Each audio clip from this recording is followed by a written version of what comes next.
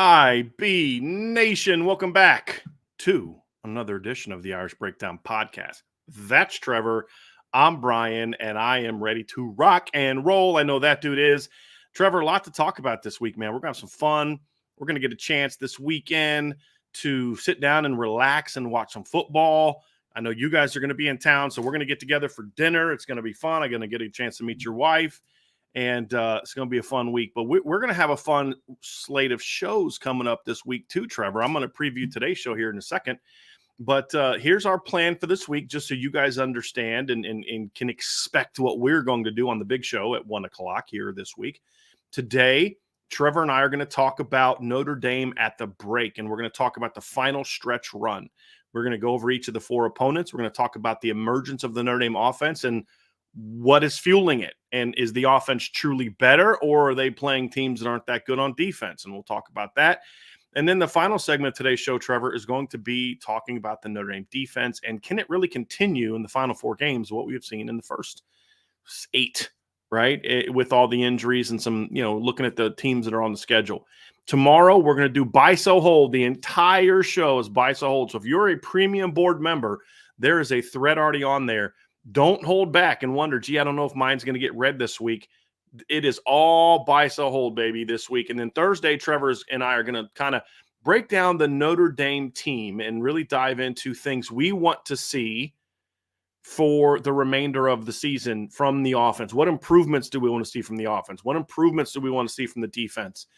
And then, of course, I'll be joined by Bill Bender to preview the big weekend games. And then Friday, Trevor and I are going to have a mailbag. So that is the plan. And then it's going to be a really, really fun week. And then Thursday, when Bill Bender and I get together, of course, we're going to preview the big games of the weekend, Trevor. And when I start thinking about some of those big games and thoughts, and I know that every time I talk to you and Vince and my buddy Jason, there's always talk about, hey, where's your action going to be this weekend? And so with that in mind, before we get moving too far, why don't you tell the folks a little bit about one of our new friends of our show? Yeah, absolutely. Pretty exciting. But Irish Breakdown just recently partnered with MyBookie. And if you guys are anything like me, I like to throw in some bets and a couple of parlays whenever football's on.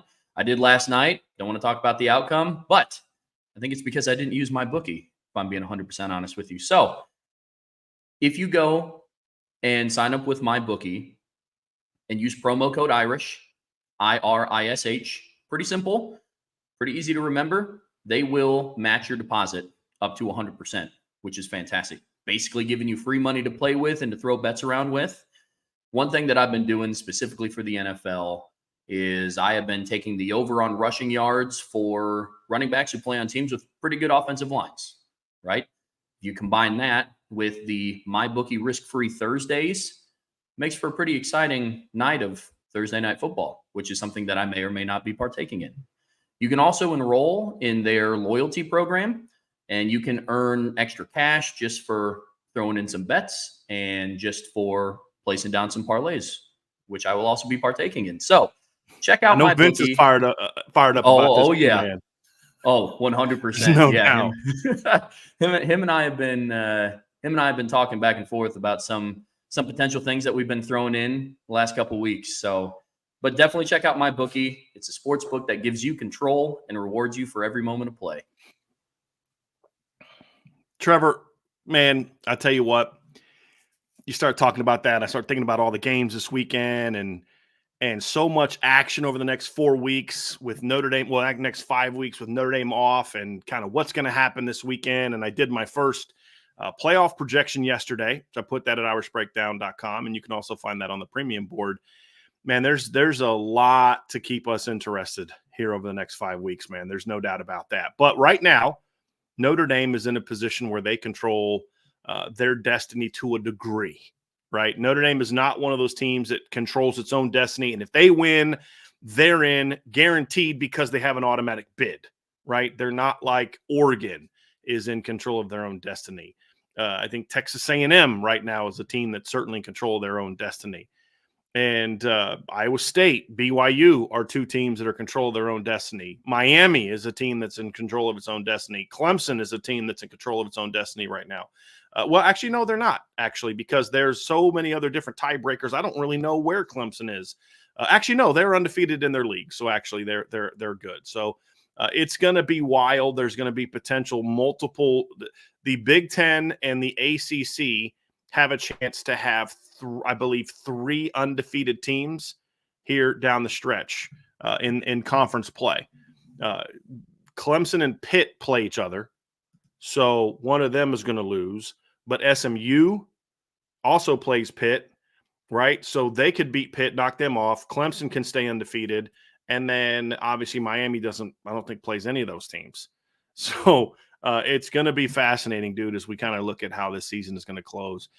But for Notre Dame, Trevor, it's all about handling your business. And the odds of Notre Dame not being in the playoff, no matter what ESPN and others want to tell you, if Notre Dame wins out, I'm shocked. I don't see any scenario when you look at who has to play from here on out. And when you look at how the computer models look at some of Notre Dame's upcoming opponents, like there's 2 computer models that I know are respected that have USC as a top 20 team right now at 4-4 because of the schedule they've played and their metrics and things like that. So that's going to be fascinating to look at. But the question is going to then be about, okay, what's the seeding? Where are they going to be, a 5, 6, 7, 8 and get a home game, or are they going to be lower? That's going to be determined a lot by how Notre Dame plays here down the final stretch, Trevor.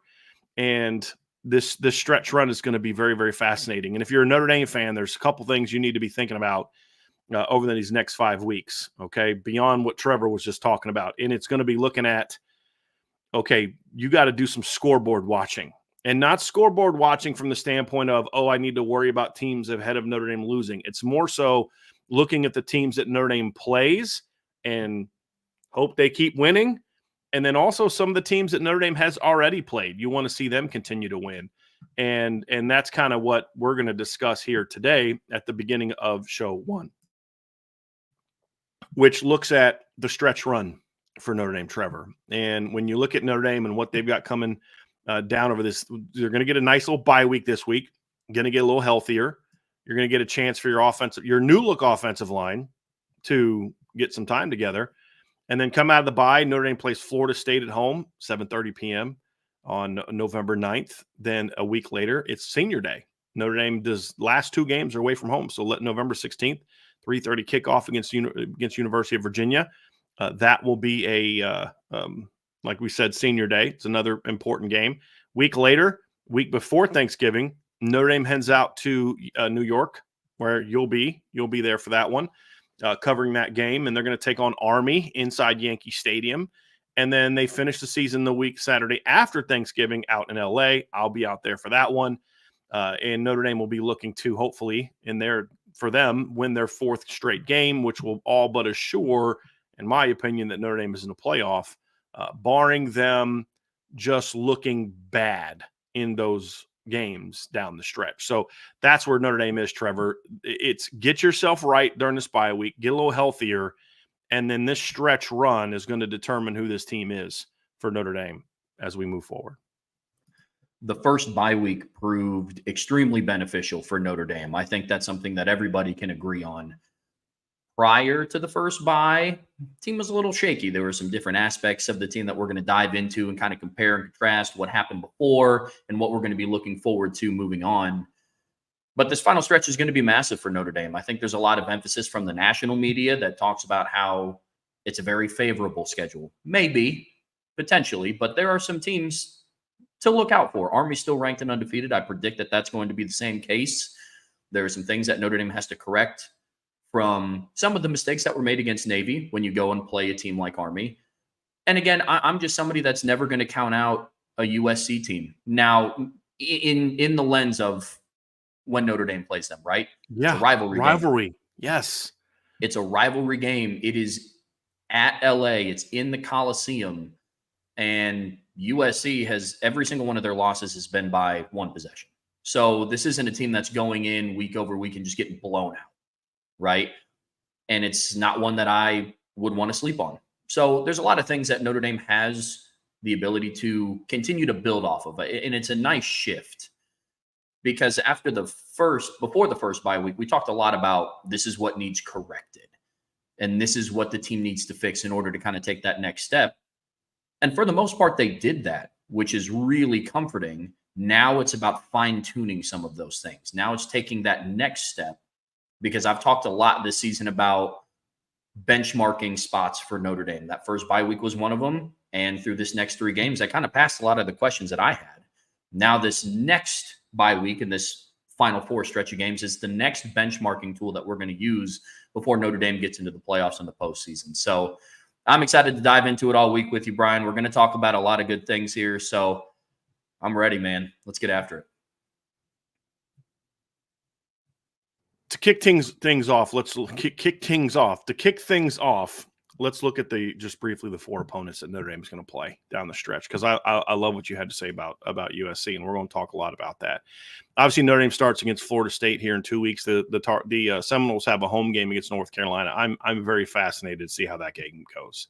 I really am. You talked about Florida State sitting here right now; they're 1-7, and when you watch them play, Trevor, the Georgia Tech game they had a shot in. They didn't really have a shot against Memphis, in my opinion. They got blown out by Boston College. They got blown out by SMU. They got blown out by Clemson. They got blown out by Miami. They were in the Duke game, but they trailed, I think, almost the entire game. And, some Jamaican Brian Driscoll. Yeah, that's like, what is this? I'm not a politician. I don't fake accents. You look at it and you're saying, okay, so what happens this weekend at home against North Carolina, I think could have an impact on what kind of team Notre Dame faces when they come to South Bend in 2 weeks. And what I mean by that is, look, this team has not a lot to play for, big picture. And the reasons that this team has struggled so much are reasons why I think they're not going to be super fired up coming into the Notre Dame game. I don't see how they all of a sudden go 1-8 and now let's care now. Let's care about this game. There's always that fear that I have of looking at a team that is motivated, I guess is a way of putting it, right? To prove something, where individual players are there to prove something about the NFL and all these other type of things. But when you look at it, it's still one of those things, Trevor, where I say, I'm not sold that they're going to be, as a team, overly motivated if they lose to North Carolina, because it's like, all right, whatever. Like they're not in bowl contention, But is the Notre Dame game where some of these guys come and play really well the next 2 weeks and then opt out after that because they played really well against Notre Dame and they've got that spotlight game against a highly ranked team? And they battled against Miami. They just were completely outclassed, but they've competed in that Miami game. They haven't quit yet. And that's why I think this North Carolina game is important, because if they're at home, Carolina's playing better football of late, almost beat Georgia Tech a couple weeks ago, battled Pitt, lost by Duke to a point, and then this past weekend went on the road and destroyed Virginia. So if North Carolina goes down to Tallahassee and the Seminoles win, is that enough of a spark that says, hey, look, guys, let's finish this thing strong. Guys that are around, let's finish this thing strong. If they lose, it tells me that's a team that's pretty much just ready to pack it in. But that's why it concerns me, Trevor, because there's no value for Notre Dame in beating Florida State by 40, 50, in regard to teams aren't going to look at them like, wow, you blew out Florida State. You're a phenomenal team. That's not there. A close loss, a close win could be like, dude, how did you guys struggle against a 1-7 team? No one's going to be like, it is Florida State. They still have a lot of, NFL time. No, it's going to be bad. But here's the other reason this game matters for me, Trevor. You just watched a team that's ranked ahead of you, a team that, if they lose a game, is going to be in contention with you for seeding, right? So if Miami runs the table, it's irrelevant how the two teams compared. But you've got a team that is if they drop a game, whether it be the ACC championship and whether it's a game where they just get upset by somebody, whatever the case may be, Trev, Miami is a team that if Notre Dame comes down to them, they're going to have a couple common opponents. And this is another one. The first common opponent that the two teams had is Louisville, and they both won by a touchdown. Notre Dame won by a touchdown at home. Miami won by a touchdown on the road.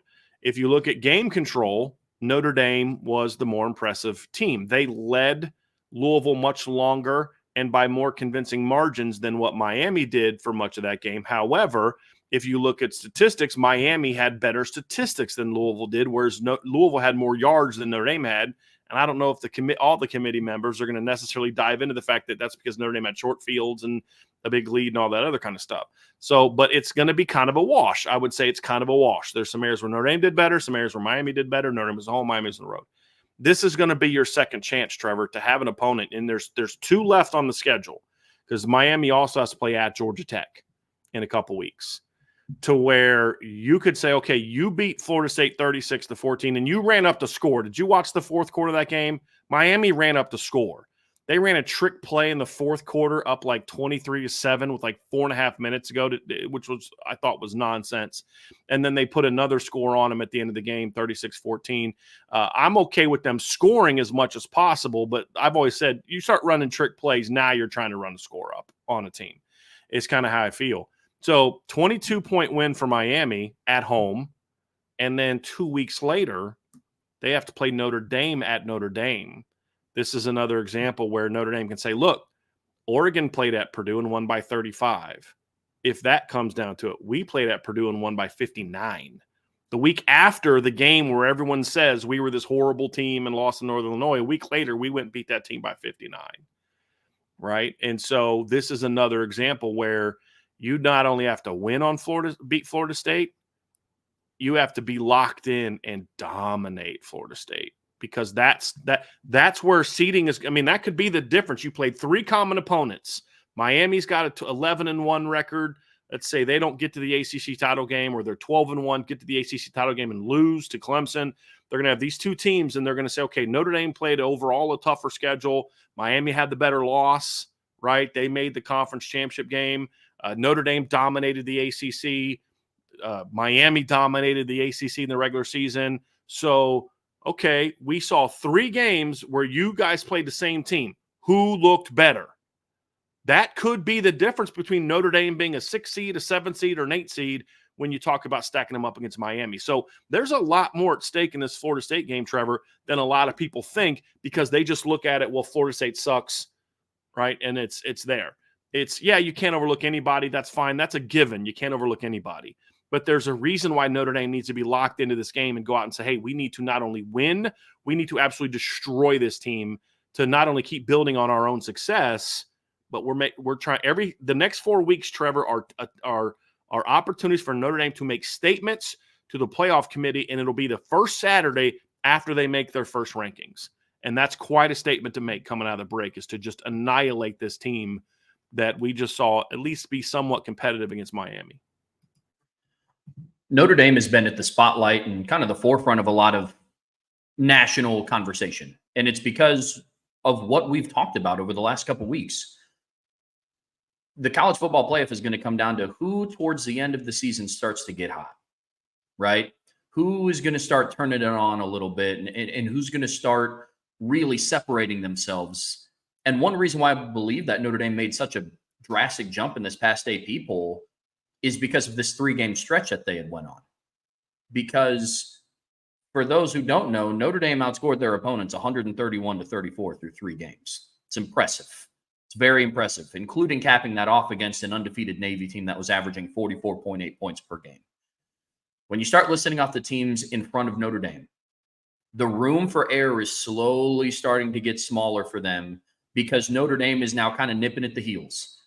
You know, about a month ago, Notre Dame was honestly kind of an afterthought. And we here at Irish Breakdown, we're just talking about, take it 1 week at a time, take care of business, go 1-0 every week. Now Notre Dame is back in that contention. They're back in the top 10 for conversations about, one slip up from one of these top 7 teams. Right. Notre Dame is in contention with leapfrogging. About the Florida State game specifically, I think the thing that makes me the most nervous for it is one of the most dangerous opponents to play are teams that have nothing to lose. Nothing to lose at all. And that's, if Notre Dame destroys Florida State, one, people will be like, duh, right? Like nobody's going to look at that and say, well, I mean, Notre Dame hasn't done that this season, which if you go and look at the inferior opponents that they've played, they've won by a really big they've dominated several opponents. They have not Right. really played many competitive games this year, Trevor. Outside the game they lost, I mean, since Right. A&M and Northern Illinois, the only competitive game was Louisville, and that was a game that Mhm. Notre Dame led for over 52 minutes Yeah, of the game. absolutely. 100%. And I think the thing that makes it even more dangerous is when you compound the fact that not only does Notre Dame win and have to win, they have to win now. The expectation is by a certain margin. Maybe not by us, maybe not by IB Nation or Notre Dame fans, maybe some Notre Dame fans, but national media is going to start paying attention to, okay, well, Notre Dame just beat a 1 and potentially 8 Florida State team by 10. What's that? At home, at night. Right. So it's kind of the recipe for, I'm not talking about a recipe for an upset. I do believe that those days are behind Notre Dame, despite what we saw earlier in the season. But now when you have on one side a team where they have to start winning very convincingly their remaining 4 games, and another team who has literally 0 things to lose. They're no longer bowl eligible. They have nothing to lose. And they have a lot of really good skilled position players on their team. They do. They're just not a good team. And that's evident watching them through their first 8 games. So it's going to be interesting to watch the Florida State game. I don't want to heighten this up and say Notre Dame's on upset alert. I don't want to create that narrative, but it is a game that could be. Because they're just not good. Right. They're just not good, Trevor. I mean, it's not, they're no longer a team like, boy, if they figured out, they got some, no, they're not that team anymore. 100%. You look at Notre Dame and their 6-game winning streak, Trevor. They have outscored their opponents by an average of 31.3 points per game since the Northern Illinois game. And the average score of those games is 42.7 to 11.3. That's what Notre Dame has done in the 6 games since Northern Illinois. The reason I'm saying that is that's a reason why you're seeing Notre Dame start getting more respect from national folks. Is they're not just winning, they're dominating. They've won by 59, 25, 7, 42, 18. The other team scored last late in the game, and 37. And 2 of those teams that you played during that stretch were ranked and are receiving votes in the most recent AP Top 25. So you can lose all that momentum by losing, obviously, but also by, if you remember 2015, Notre Dame was getting a ton of love from the committee it was 2015. They had that great loss to Clemson, and then they were kind of coming out of looking at their I'm trying to think of how many games. I'm actually going to look it up right now. I'm trying to think of how many games they had. But they after the Clemson game, they went out and blew out Navy, who was ranked. They beat USC by 10. They went on the road and beat Temple in a national TV game, if you remember that one. They went on the road and blew out Pittsburgh. And Notre Dame climbed all the way up to number 3 in the college football playoff rankings.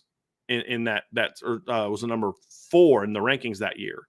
And then they went and played. They had Wake at home, who was not very good, and they played Boston College at home, who was not very good, or in Fenway, who was not very good.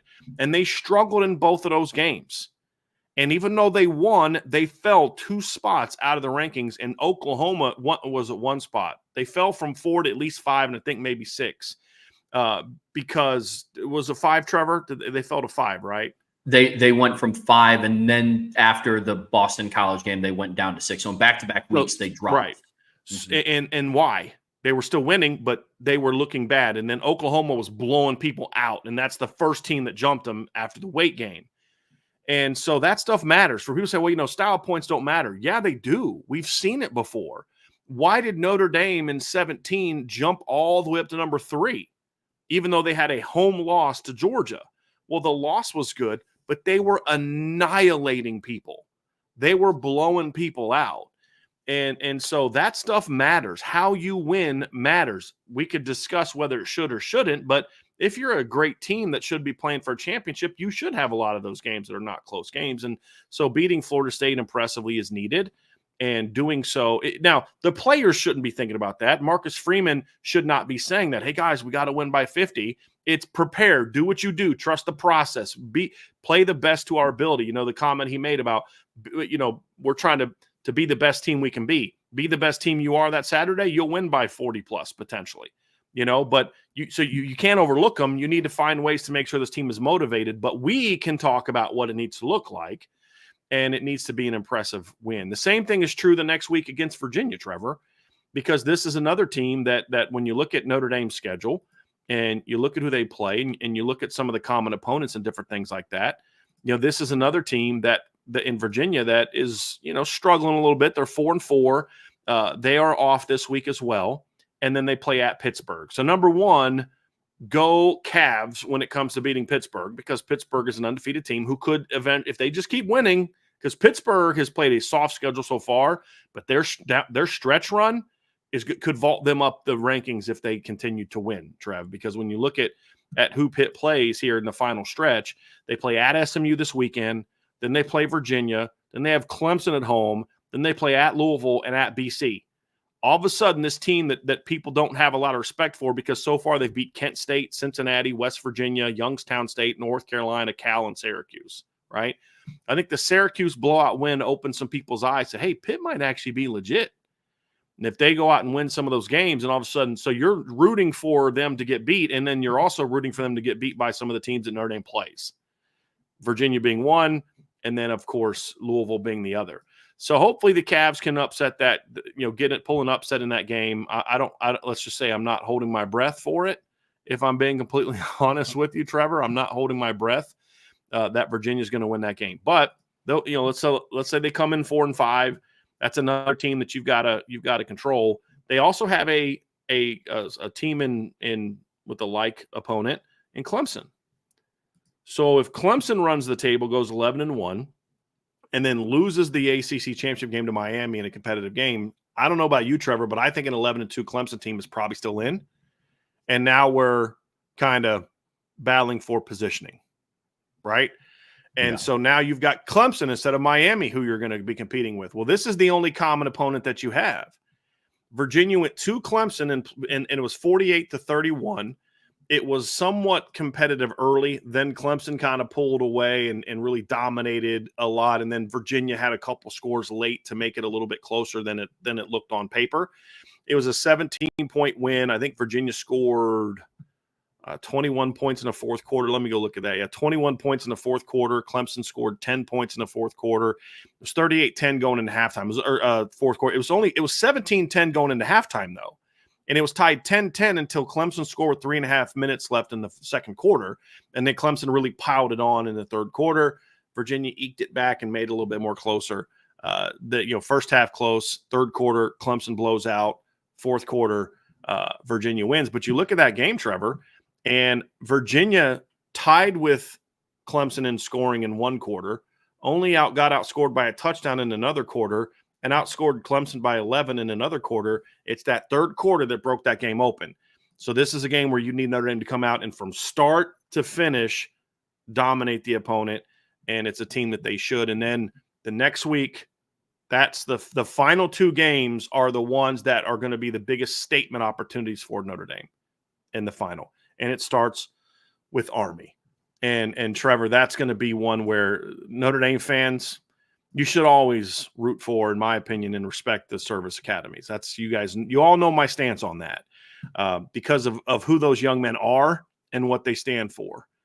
However, you should become an especially big fan of them here over the next few weeks because you need Navy to keep winning and claw back into the top 25, and you need Army to still be undefeated when they play. They're 7-0. They play Air Force this weekend. They play at North Texas, who's 5-3 and a quality team. And then they get a bye week before Notre Dame. This is the first of a two-game stretch, Trevor, that ultimately is going to define Notre Dame's season. When you look at their 4-game stretch in from a 10,000-foot view, right? It's real interesting. We just talked about what it looks like for Florida State. For Virginia, it's senior day. There's always distractions on senior day, whether people want to talk about it and admit it or not. There are. It's a meaningful day. Virginia has shown that in the two biggest opponents that they played in Clemson and Louisville, they come to play for those games, right? Again, you want to talk about a team with Not a whole lot to lose if they do lose to Notre Dame, but everything to gain from upsetting Notre Dame at Notre Dame Stadium on their senior day, knocking them out of playoff contention. And then you start looking at the last two games, right? And you look at, they play most likely an undefeated Army team in the Shamrock Series in New York at Yankee Stadium. And then you turn around the following week and play probably the most polar opposite of a triple option offense as possible, and with Lincoln Riley and Miller Moss at USC in the Coliseum. So, yes, on paper, with Army being the only ranked team, there's a lot of people that are writing this off, but it's going to be a lot of back and forth and different types of preparation for Notre Dame on offense and defense over this next 4-game stretch. But a statement has to be made against Army. It's your last one of your last major opportunities to kind of go and make a splash and say, oh, well, all right, Notre Dame is taking that next step. And for anybody that's like, oh, it's a service school, Notre Dame just beat a service school and jumped 4 spots in the AP poll. Right. It matters. And they're going to be, if they win their next 2, Trev, they're going to be ranked higher than what Navy was. And I'm listening to people talking about how Bryson Daly is a Heisman candidate. Mm-hmm. The Army quarterback, and whatever you think about that. I mean, the fact is the kid's played 7 games and he's almost got 1,000 yards rushing, and he's got 19 touchdowns as a runner, and he's passed for 629 yards and 7 more touchdowns. So this is a kid that in 7 games has 26 touchdowns and has been very, very dynamic and is getting a lot of hype. And so if they keep winning, they're going to keep getting more and more hype. And people may think that, well, they're not going to really care about service academies. Well, yeah, they will. And we just saw an example of that with the AP, who has always been more negative towards Notre Dame than the playoff committee has been towards Notre Dame. So it's definitely a statement opportunity. It's going to be a primetime game in Yankee Stadium, and you're going to have all the talking heads talking about this is a potential trap game for Notre Dame. And well, although I could see them not doing that this time like they did with Navy, because I think they don't want to set up Notre Dame for another. Like, I could see ESPN talking about why this team's not as good and blah, blah, blah, blah, blah, and not giving us all they could lose. This is, upset alert. So like if you're someone who has Navy as a 7.5 point, on your 10-point scale as a potential upset, and then the next week you try to poo-poo that game and be like, it's Navy, you're going to lose some credibility. And we've seen that. I could see them not doing that the next time because I don't think they want to set Notre Dame up for an opportunity to make another statement, but I don't think it is going to matter. If the committee has Army in the top 25, and that's probably the most fascinating ranking I'm looking to see, or intriguing ranking I'm looking to see, is does the committee put Army in with no good wins just because they're undefeated? Right? They're going to be 8-0 if they win this weekend against Air Force, which is not a given, by the way. But if they are undefeated going into that game, or going into the first rankings, which comes out next Tuesday, a week from today. So we're going to have a show about it that night. We'll have a show. We'll go live after the rankings come out. I'm very curious to see where Army's at, and if they are able to jump into the back of that top 25, which means they need to smack Air Force this weekend. That would be huge for Notre Dame. And then if they're in. And after beating Air Force, they'll definitely be in after beating North Texas because they have a winning record. They're 5-3, and that goes on the road. And I do think that if the committee likes Notre Dame, here's why I think it's going to matter, Trevor. If the committee likes Notre Dame, then they're going to like Army. You catch my drift? Right? We've seen this before. If they like Army, if they like Notre Dame, then they're going to like Army. And then that sets up that ranked matchup between the two of them. So that also factors into, okay, the intrigue that I have about will Army be ranked in that first bout of top 25? And then if they beat Air Force, and they're not ranked, do they then jump in if they beat North Texas on the road? And they're now 9-0 and in one of the top group of 5 leagues. It's going to be really interesting. So it could potentially be a huge opportunity for Notre Dame to make a big statement, assuming that they can handle their business and handle it in impressive fashion. Army's potential to be ranked high also kind of goes hand in hand with, you brought it up earlier, their starting quarterback is in talks of being in the Heisman race, and he has it. It kind of fuels that fire for one, like what people want to see, right? Like it's Notre Dame, Army, Yankee Stadium at night, primetime game. Not a lot of football games are played at Yankee Stadium, right? So I could see Army being ranked up there, and if not before the North Texas game, then definitely after, for sure. I'm not saying that mockingly, just so people are clear No. that Bryson Daly's in the Heisman conversation. Yes, he has not played good competition, but he's putting up absurd numbers. And he's a quarterback that has 909 rushing yards. He's gone for at least 110 in each of the last 6 games, and he scored at least 2 touchdowns in his last 5 games. And he scored in 6 of the 7 games this year they've played, he scored at least 2 rushing touchdowns, and he's had at least 3 rushing touchdowns in 4 of the 7 games they've played in. So he's an impressive, a really impressive young man, and he's accounted for at least 1 touchdown in every game they've played, because in the one game he didn't have a rushing touchdown, he had a passing touchdown in that game. So, and he's coming off of a game against East Carolina where he ran for 171 yards, passed for a season high 147 yards, and accounted for 6 touchdowns. So he's peaking. He's coming off of his best game. So we'll kind of see how that one plays out. So I'm very fascinated to see that one, Trevor. And then of course in the final week of the season, I love that you. We like to have fun, Southern Cal and mocking USC, and they're a rival, but we're going to be serious with this analysis about USC. This is a far more dangerous team than I think a lot of folks want to give them credit for, because they look at the record. And then they also look and see who they've played. And when you look at who USC has gotten beat by, it is kind of easy to dismiss them. You know, they lost at Michigan, who's not very good. They lost at Minnesota, who's not very good. They lost at Maryland, who's not very good. They are not very good away from home when they play in true road games. They're just not. And that's why I'm very fascinated to see how they play this weekend against Washington. But here's the reality. At home, they blew out Utah State. They were down 21-10 to Wisconsin, ended up winning 38-21. They blew out Rutgers at home this past weekend, 42-20. Wasn't really that close. And they took Penn State to overtime at home in their other home game. And this is a team that also beat LSU on a neutral field. Their 4 losses are by combined 14 points. 14 points.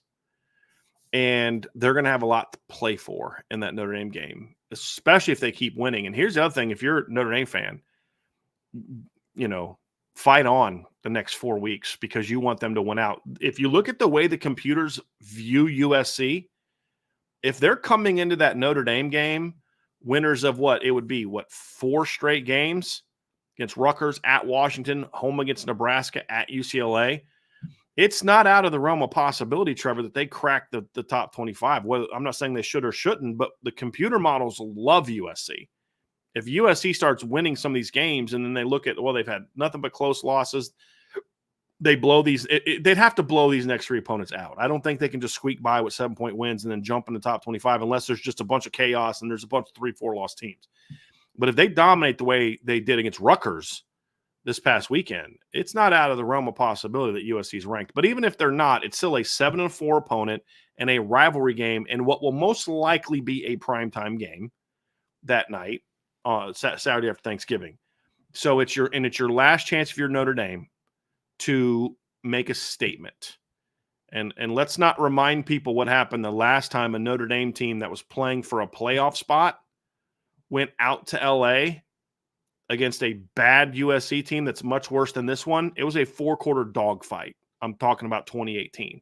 It wasn't until Tony Jones caught that swing pass in the 4th quarter that game kind of got put out of hand. And I think Notre Dame was down 10-0 at one point in time in that game. So USC is going to be sitting there with no championship to play for. They're not going to the playoff, but you know what they can do? We can ruin Notre Dame season. That's exactly what they're going to be playing for and talking about all week. For the NFL guys, this is your chance to put on some big-time film for the NFL scouts.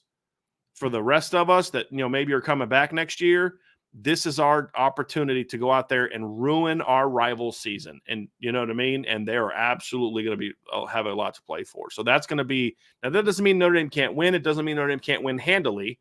It just means Notre Dame's going to have to bring their A game against the Trojans because, number one, they need to win. But number two, if they beat USC, it's going to be, they're 7-5. How good of a team were they really? Which is why you need an impressive win over USC. That's a lot to put on a team. Like, you got to not only win, but you got to win convincingly.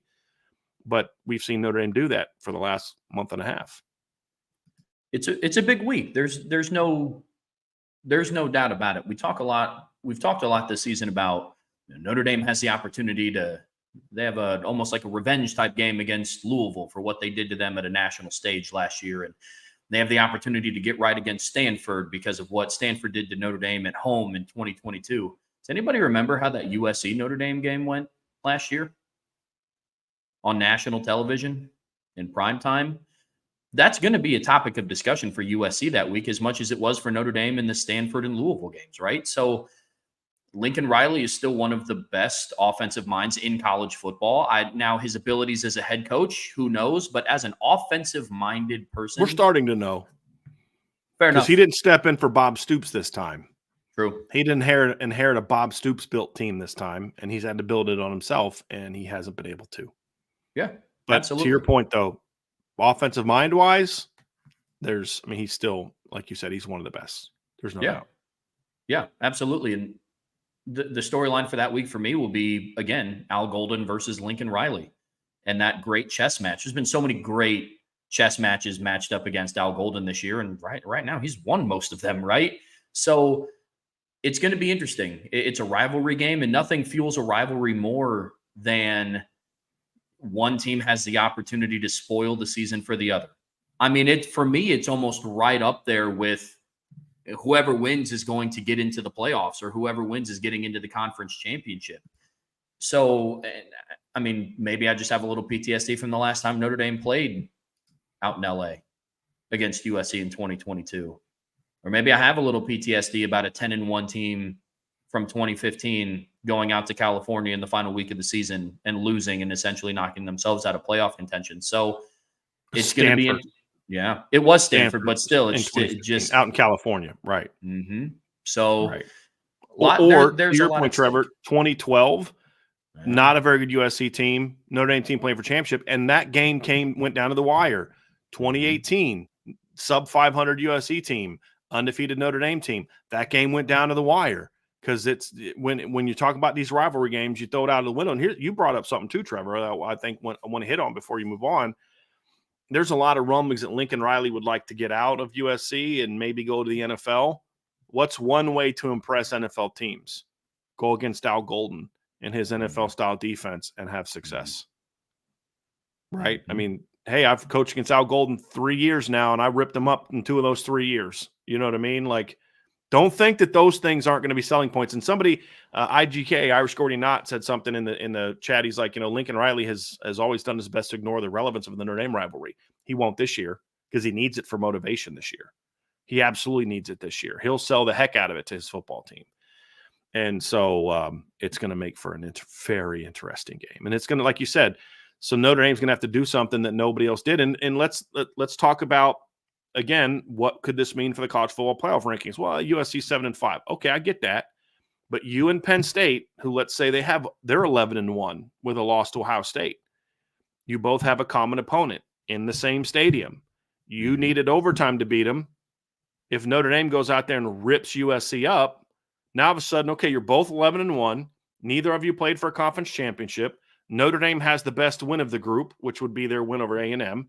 Their next 2-3 wins are comparable. All right, we've got one common opponent, USC, same stadium, right? What happened? So it's not just, okay, beating this team means something. It's these common opponent things are absolutely part of the criteria that the committee will use when separating teams from a seeding standpoint. It absolutely will be. So when you're talking about going against potentially Clemson or Miami, if one of them loses the ACC title game, you're going to have common opponents to stack up against them. When you talk about Oregon, if they're a one-loss team by the time we get to the playoff committee, you will have a common opponent against them. We talk about Penn State. You will have a common opponent against them. Not just common opponent, but common opponent in the same – you both play them in the same building. They'll have multiple common opponents with Miami. And so the committee will and always has looked at those things. So you guys are wondering why we're talking about this. That's why. It's not just looking at those 4 games, but it's how you play in these 4 games. Winning is obviously important, but it's not the only thing that they take out of it where they just said, okay, well, Notre Dame's 11-1 now, and that's all we care about. No, it's okay, you're 11-1, but what's your resume? And how does it stack up against this 11-1 Penn State team who lost by a touchdown to Ohio State at home. Okay, well, Penn State's got the better loss, right? Clearly the better loss. Even if they lose by 14, people will look at a 14-point loss and still respect that more than a 2-point loss in Northern Illinois at home. It's just facts. So unless they lose by 40 to Ohio State, Penn State's going to have a better loss than Notre Dame, right? They'll lose to a better team no matter what, but a 40-point loss, I think, is worse than losing at home by 2 to a team that everybody knows you should have beat. Yeah. So then it comes down to what's the common opponent. You get to the other criteria, average margin of victory. Notre Dame is far more dominant in their wins than Penn State has been in their wins. Far more dominant. Okay, well, that's Big Ten versus ACC, so that's going to take down that a little bit. All right, well, you guys did play one common opponent. No, Notre Dame did play, 2 Big Ten teams. And, how are they going to view that? Because Penn State plays at Purdue on November 16th. So you're going to be able to look at an 11-1 Penn State and an 11-1 Notre Dame and say, okay, 2 common opponents. You played each other. You played them on the same exact stadium, in the same exact stadium. How did those 2 games go? Well, Notre Dame's already set the bar for one at 59. Penn State set the bar for the other 3 in overtime. You know what I mean, Trevor? So that's why we talk about it's not just winning that matters. If Notre Dame wins their next 4 games by a field goal, yeah, it's great. They're 11-1. They are not going to get respected by the committee. Because they're going to be like, you're not playing very good football. You're going into this stretch run playing mediocre football. You're just beating teams you have more talent than. That's not going to be viewed favorably. They have to win, and they have to look good winning because you do have these common opponents that they will absolutely look at and compare to. We may not think it's relevant, Trevor, and people in the chat may say, why are we talking about this? We have seen it for the last 10 years. Common opponents is absolutely one of the top things they look at beyond head-to-head and overall record when you start talking about where teams are going to be seated in the college football playoff. And where you get seated matters because being 7 versus 6 matters a whole lot, right? Being 6 versus 5 matters a whole lot. It could be the difference between playing an undefeated Miami team and a 2-loss Kansas State team or a 1 or 2-loss Iowa State team or BYU in the Big 12 title game, right? Or actually it could be a 2-loss Kansas State team. But you know what I mean? Like being 6 versus 7 could be the difference between you playing Miami or you playing Georgia or Texas or you know what I mean? Like that's my point is that's why the seeding matters. And these head-to-head, these common opponent matchups are going to have a big impact on how Notre Dame is viewed. One small little nugget here too with the Penn State comparison and comparing the schedules and the common opponents. The College Football Playoff Committee does a really good job of not including recency bias as much in comparison to the AP poll and the coaches poll, I would argue. But I will say there is going to be some factor as well when you look and compare teams like Notre Dame and Penn State. You have one where one loss might be better if Penn State does end up losing to Ohio State. But the committee could also look at that too and say Notre Dame hasn't lost a football game since September 7th. Yeah. Barring them handling business the next 4 games, because that is also a factor. Right. Assuming that, right. And then you could go back and say Penn State lost at home on November 2nd. So I don't think that that's going to ultimately sway their decision. That beat Nebraska the week before. Right. That's going to be the conversation. So there will be a recency factor, but it won't by any means be the deciding decision. But that is going to be something that is weighed heavily more on Notre Dame's side of saying they haven't lost a football game since week 2. And every game that they've played since then has been a pretty dominant win. It's a 1-point or a 1-possession victory over Louisville. Notre Dame led that game outside of every possession outside of Louisville's first possession where they got the ball on like the 18-yard line after a fumbled kickoff. So yeah, they trailed for 1 possession and didn't lead for 2. Yep. Right. So, but after their second possession, they had a lead that they never relinquished in that game. It was never tied again. And they were a double-digit lead for, I believe, over half the game. Yep. That's going to matter. And then, again, you look at Penn State plays at Purdue. Okay, well, Notre Dame played Purdue after they lost to Northern Illinois and went out and won by 59. What are you guys going to do? Right, you're 2 weeks removed from losing to Ohio State. What are you going to do? Oh, you won by 24? Okay, cool. It's a good win. But, all right, well, You guys beat USC on the road by 3 in an overtime in a game where you were down, I think, was it 20-3 at one point in time? All right, well, Notre Dame just beat them by 17 and never trailed. And you know what I mean? Like, those things could be the difference. Okay, we like Penn State. They're a playoff team. We like Notre Dame. They're a playoff team. But now we're going to put Notre Dame as the 6 and Penn State as the 7. Or Penn State is the 6 and Notre Dame is the 7. Or 7 and 8. And then, of course, the spot you get higher, then that's the lower seeded team that you're going to get to play in the first round. So this stuff matters. It's not just get in. Getting in is obviously the big picture goal, but you want to get in and be seeded as best as possible. Not as high as possible, but as best as possible. Sometimes the higher seed could be better. Sometimes it may not be better. You know what I mean? But I think the higher seed you are, the better it is, because you're going to get for a host of reasons, you're going to get the lowest seeded teams that made it, and then you're going to get the lowest seeded conference champions if you get up there. So getting up into the 5-6 range is absolutely the goal for Notre Dame, and how they win their next 4 games, assuming they win, how they win the next 4 games could have a big impact on that. On top of, obviously, you need some other teams to drop games, but like if Penn State beats Ohio State and runs the table, then Notre Dame still has that talking point against Penn State, because you say, yeah, Penn State's the undefeated Big Ten champs. And guess what? We looked way better than they did against the 2 common opponents we played. And then Ohio State falls behind you, because there's no way a 2-loss Ohio State team against the schedule they played, where they lost to the only 2 good teams they played all year, there's no way they're going to be seated ahead of Notre Dame. They may still make the playoff. Shouldn't, but they may still make the playoff. But there's no way they're seated higher than Notre Dame if they drop a second game. So this game matters a lot. So Notre Dame could be in a situation where they say, hey, listen, we beat the SEC champ, or at least the team playing for the SEC championship, at their place by 10. The Big Ten champ, we have 2 common opponents. They beat those 2 teams by combined, let's say, 35 points. We beat those teams by combined 90 points, right? I mean, those things matter. Oh, in the ACC champ, we had 3 common opponents, and we looked way better against those 3 common opponents than they did. That's what's at stake for Notre Dame in this finish. And so that's why people may not – it may seem like I think of that Charlie Day meme, which I talked about last week, where he's like got this conspiracy thing, and it's so true, but that's what it is. That's how the committee doesn't look at your record, your points per game, and your points allowed per game. They dig into the weeds to get into the stuff. And looking at common opponents amongst teams that are playoff caliber teams is absolutely going to be in the top part of that conversation for Notre Dame. And it also vaults Notre Dame up the computer rankings, way up the computer rankings. And that is going to be something that they look at as well, Trevor. So that's why we took this dive into their opponents. And it's not just about the 4 opponents right now. It's about Notre Dame having an opportunity, if they win out, to not only be one of the hottest teams in college football, outside of maybe A&M. If they beat Texas, then A&M's hot streak started a week before Notre Dame's did, right? Because Notre Dame beat them in week 1. But you could say, hey, they're as hot as we are, but we beat them. And so that's the opportunity that's in front of Notre Dame in this final 4-game stretch, Trev.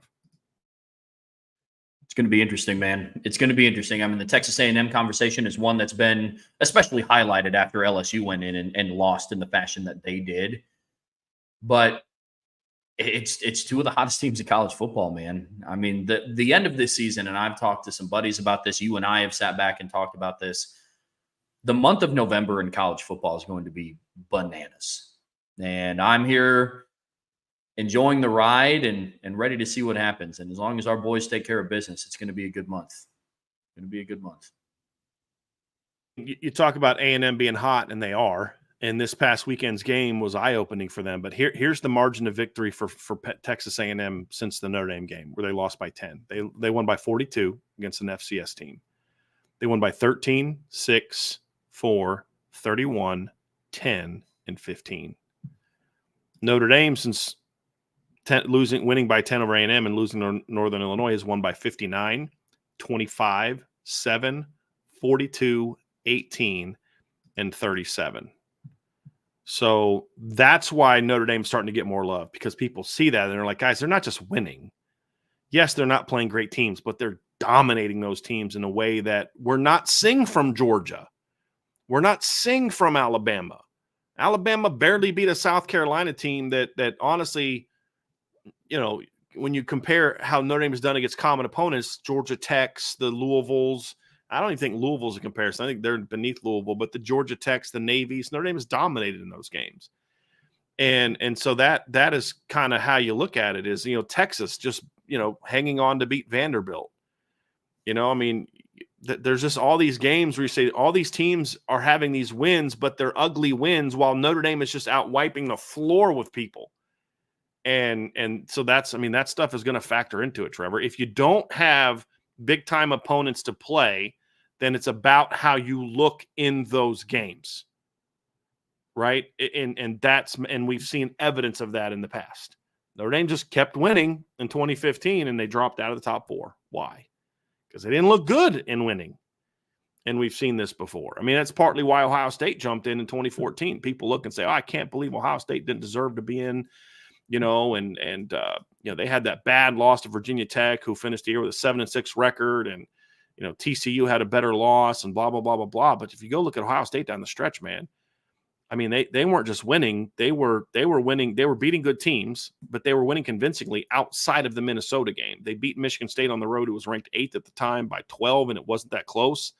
They beat Indiana by 15. They beat Minnesota on the road, who was ranked in the top 25. They beat Michigan 42-28, but if I remember correctly, it wasn't that close of a game. And then they absolutely annihilated Wisconsin. I don't know if beating Wisconsin 20-17 in the Big Ten title game would have been enough to put Ohio State up into the top 4. I don't, because they weren't in the top 4 going into that game. But after a while, you're like, okay, they're winning every week. They're beating ranked teams by 2 touchdowns, and then they went out against a top 15 team and annihilated them. How you win matters. There's no doubt about it. And that's what's at stake for Notre Dame. So it's going to be very, very interesting. And then, of course, if other teams lose, that's the ultimate goal for Notre Dame, is other teams lose and keep dropping behind them. But you also want to – here's the other thing too, Trev. You want to go into the stretch between the end of the season and the playoff game playing good football, because you're not going to get a chance to get things. If you're sloppy your last 2 games against Army and Navy, you don't have a chance. You don't have a get-right game before you got to play a playoff team. So you want to go in playing good football. There's no doubt about it. So it's going to be fun. So anyway, that's Trev. That's part 1 of today's show. Folks, before we move on to part 2, do us a favor. There's a lot of people in the show today. Go ahead and hit that like button for us. Do us that favor. We really appreciate that very, very much. It helps us out, helps the algorithm, so this show gets in front of more and more people. Make sure you've subscribed to the channel, so that way and hit the notification bell, so that way when we do go live, you will know that we are going live, or when we do publish episodes, you'll know that we publish those episodes. So definitely want to check that out. And if you've not done so, give us a 5-star review on our and whatever podcast platform you listen to us on. And as always, folks, sign up for the message board at boards.irishbreakdown.com. I'm going to have a breakdown, Trev, of the run game coming out later tonight. So I've got the video set. I got to finish drawing up the play cards and things like that. I've got the data set. Interesting takeaway from that game, Trevor. I believe I said in the post-game show, or I said upon further review, that I didn't think it was, it wasn't a super efficient game.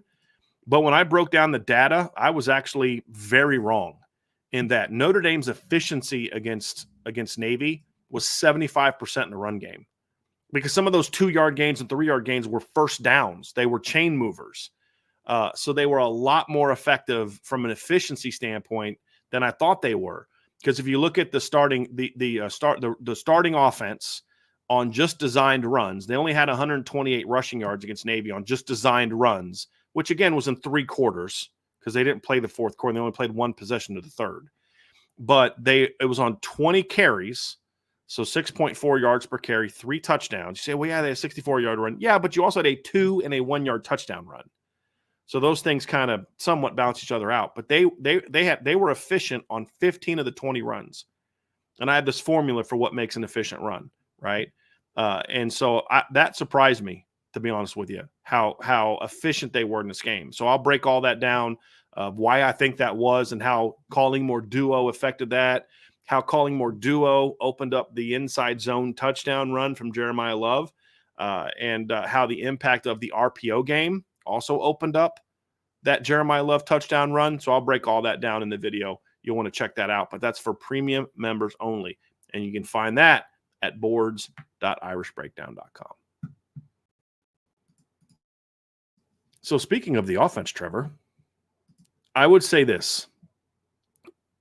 you and I have talked a lot about this team, and I've said to friends, buddy of mine, who's been skeptical on the team all year for very good reasons, because a lot of us have been skeptical of this team for a chunk of the season since the Northern Illinois game. But I've said to him, I say, it's 3 games in a row that I've said, if this offense plays like this the rest of the year, insert ... about how good they're going to be. It's not 3 games in a row. And you and I said in our shows in the last bye week that how the team plays for the next 3 weeks on offense is going to tell us, is there room for growth, or is this just kind of who they are? And we've seen them get better, in my opinion, each week to some degree. In some part of the game has gotten better each week. And this team heads into this bye week playing its best football of the year on offense. And so what we're going to do, Trevor, in this segment is we're going to talk about a little bit as to why this offense has gotten better. We'll give you some numbers to kind of back that up, but then also at the end to talk about whether or not there is room for improvement. Now, we'll get into some of the specifics of what they need to do to improve Thursday, but we'll talk about, should we expect them to improve? Is it a possibility for them to improve in the final 4 games, Trevor? But one thing is not up for debate. Over the last since the bye week, Notre Dame has been a far, far more impactful team effective team on the offensive side of the football. Full transparency, after the Louisville game, I was happy Notre Dame beat a ranked team at home. A couple weeks removed from losing to a MAC team at home, right? So I was very happy against Louisville and how Notre Dame performed in that game for the most part. There was a lull second, third quarter on the offensive side, but never going to be upset about Notre Dame scoring 21 first quarter points against a ranked opponent, right? But full transparency, I was a little nervous going into the bye week, and you and I talked a lot about what will this offense look like. And we're using this first bye week in these next 3 games, being Stanford, Georgia Tech, and Navy, as a benchmark to say, okay, early in the season, you kind of get away with this is who they are now. There's a lot of room for improvement. It's real hard to say that after game 7, right? So what Notre Dame showed me after this bye week is they are still a very dangerous team. They are a very dangerous team. And they're continuing to get better, which doesn't bode well for the rest of college football, if you ask me personally. And they're far from a finished product still, right? I put out an article earlier today about Riley Leonard and about the improvements that he has made from the first 5 games to the past 3 games.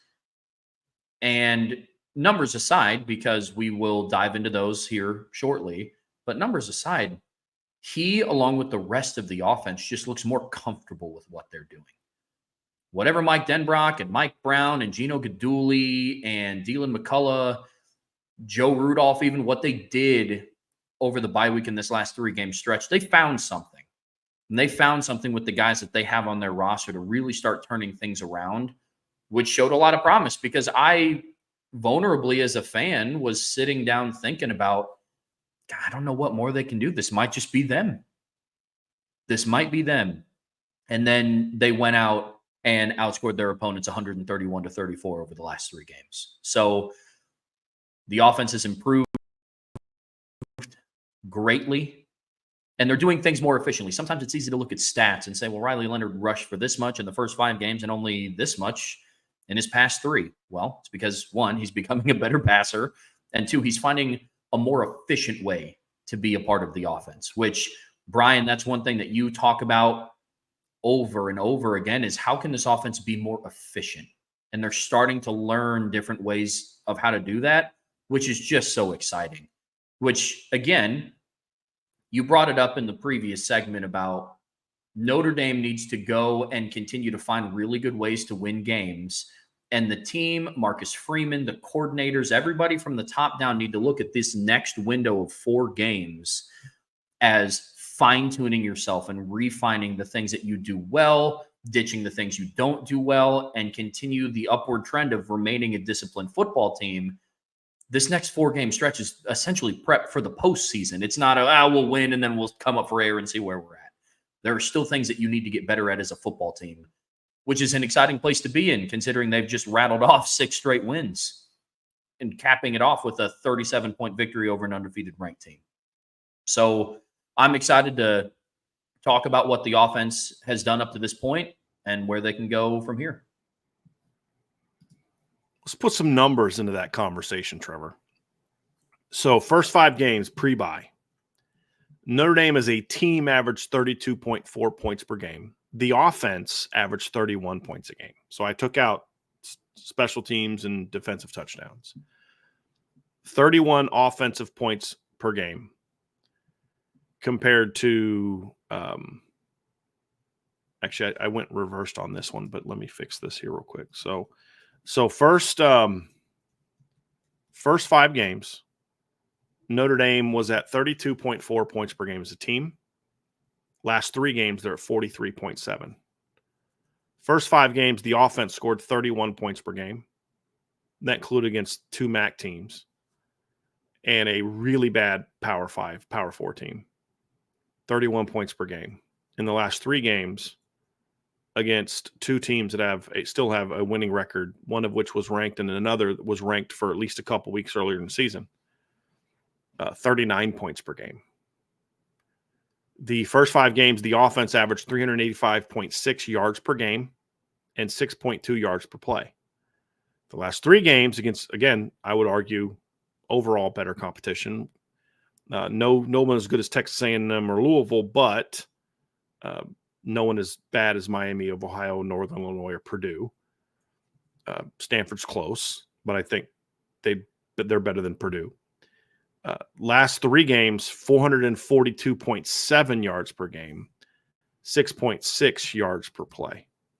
And what you have seen is as teams start getting into the conference play, their statistics are going down because they're playing tougher competition. Whereas Notre Dame's statistics keep going up and they keep climbing in the rankings. Now, they're still a long way away from where they need to be. Right now, they're 54th in total offense at 407 yards a game. Right now, they are, let's see here where they're at. Yards per play, they're at 38th and 6.35. But if you look at where they ranked in the last 3 games, and again, this is not oh my gosh, this is such a dominant, 2015 or, 05 offense, but they don't need to be that when you look at what they have on defense. But the fact is that Notre Dame offensively is playing a lot better football. Not where they, to me, like where they necessarily were to start the season, where we thought they'd be before the season started, because I think the Georgia Tech game, I would have liked to see one more offensive touchdown. But you've scored over 40 points in 2 of your last 3 games, where in the first 5 games, you only scored more than 31 once, and that came against Purdue. So, that's kind of where I look at it, Trevor, and say, as a team, you scored over 30 points in each of the last 4 games. In the first 4 games, you scored over 30 points once. So they're certainly, Trevor, no question about it, they're hitting their stride on offense. And I think a big part of it are some of the changes that we saw during the bye. This isn't just a byproduct of a team that got rest. This is a byproduct of what you and I talked about. They're going to be able to look at themselves and say, okay, what are we good at? What are we not good at? How do we want this team to be? And getting Leonard going was obviously important. Figuring out how to get the offensive line to play better was important. And at the end of the day, this is where having a coordinator like Mike Denbrock proves incredibly beneficial. You give him that time with the rest of the staff and say, hey, listen, we got to figure some things out. We're not going to just settle for what we are because we have a great defense. We're just going to do enough to win. We've got to get better. And how Notre Dame has looked the last 3 games is very different from a effectiveness standpoint. But Trevor, it's looked a lot different from a structural standpoint as well. And that's played into it as well. What they're doing pass game wise has changed a lot the last 3 weeks. What they're doing with Leonard has changed a lot the last 3 weeks. They have not been nearly as reliant as your numbers show in the article on him as a runner. They're not doing as much. They're doing some different things scheme-wise in the pass game. And so they've said, hey, listen, here's what Riley's good at. Here's what the offensive line is good at. Let's build around that. And that big picture has played a big role in them really coming out of the bye week playing really, really good football. A lot of the adjustments that we had talked about them needing to make and us wanting to see them make, for me on offense, they checked a lot of those boxes. Argument could be made, all of them, right? The last bye week, and we'll kind of start from the top down here. There was a lot of talk about Marcus Freeman and about, will he let Mike Denbrock be Mike Denbrock? And will he let his offense truly go out and be as dynamic as we think? Is it as open as we would all like it to be? I think we're getting there, to be honest with you. But what I've seen from Marcus Freeman, I mean, Georgia Tech game is a prime example. You run a fake field goal and a fake punt, winning by double digits, putting your offense in a position to score again. That's something that I don't know if we see from Marcus Freeman the first couple weeks. It isn't. Mike Denbrock, we were talking about, hey, man, you got to find ways to get your playmakers the football. So what have they done? Past 2 games each, they've hit 9 different receivers in the passing game. They're getting Jeremiah Love and Jadarian Price on the field at the same time. You're seeing Aeneas Williams ramp up his touches in crucial moments. Not, all right, well, Notre Dame's up by 24. Let's get the young guys in. Aeneas Williams had a great red zone catch in the first quarter, catch and run. They're putting the guys on the field that can make the most amount of impact. They're getting guys involved. Bryan, you talked a lot about how Notre Dame is using Riley Leonard in the run game, albeit the stats look sexy. It's not sustainable. He can't carry the ball 12, 13 times a game in that fashion, that way. Trev, we flat out said that, dude. Yeah. This is not sustainable. He cannot take this much pounding for an entire season. Now, here's the thing, though. What's important about this, I want to bring this up before you move on because you're making some great points here. You may need him in this final 4 games to be more of an impact in the running game.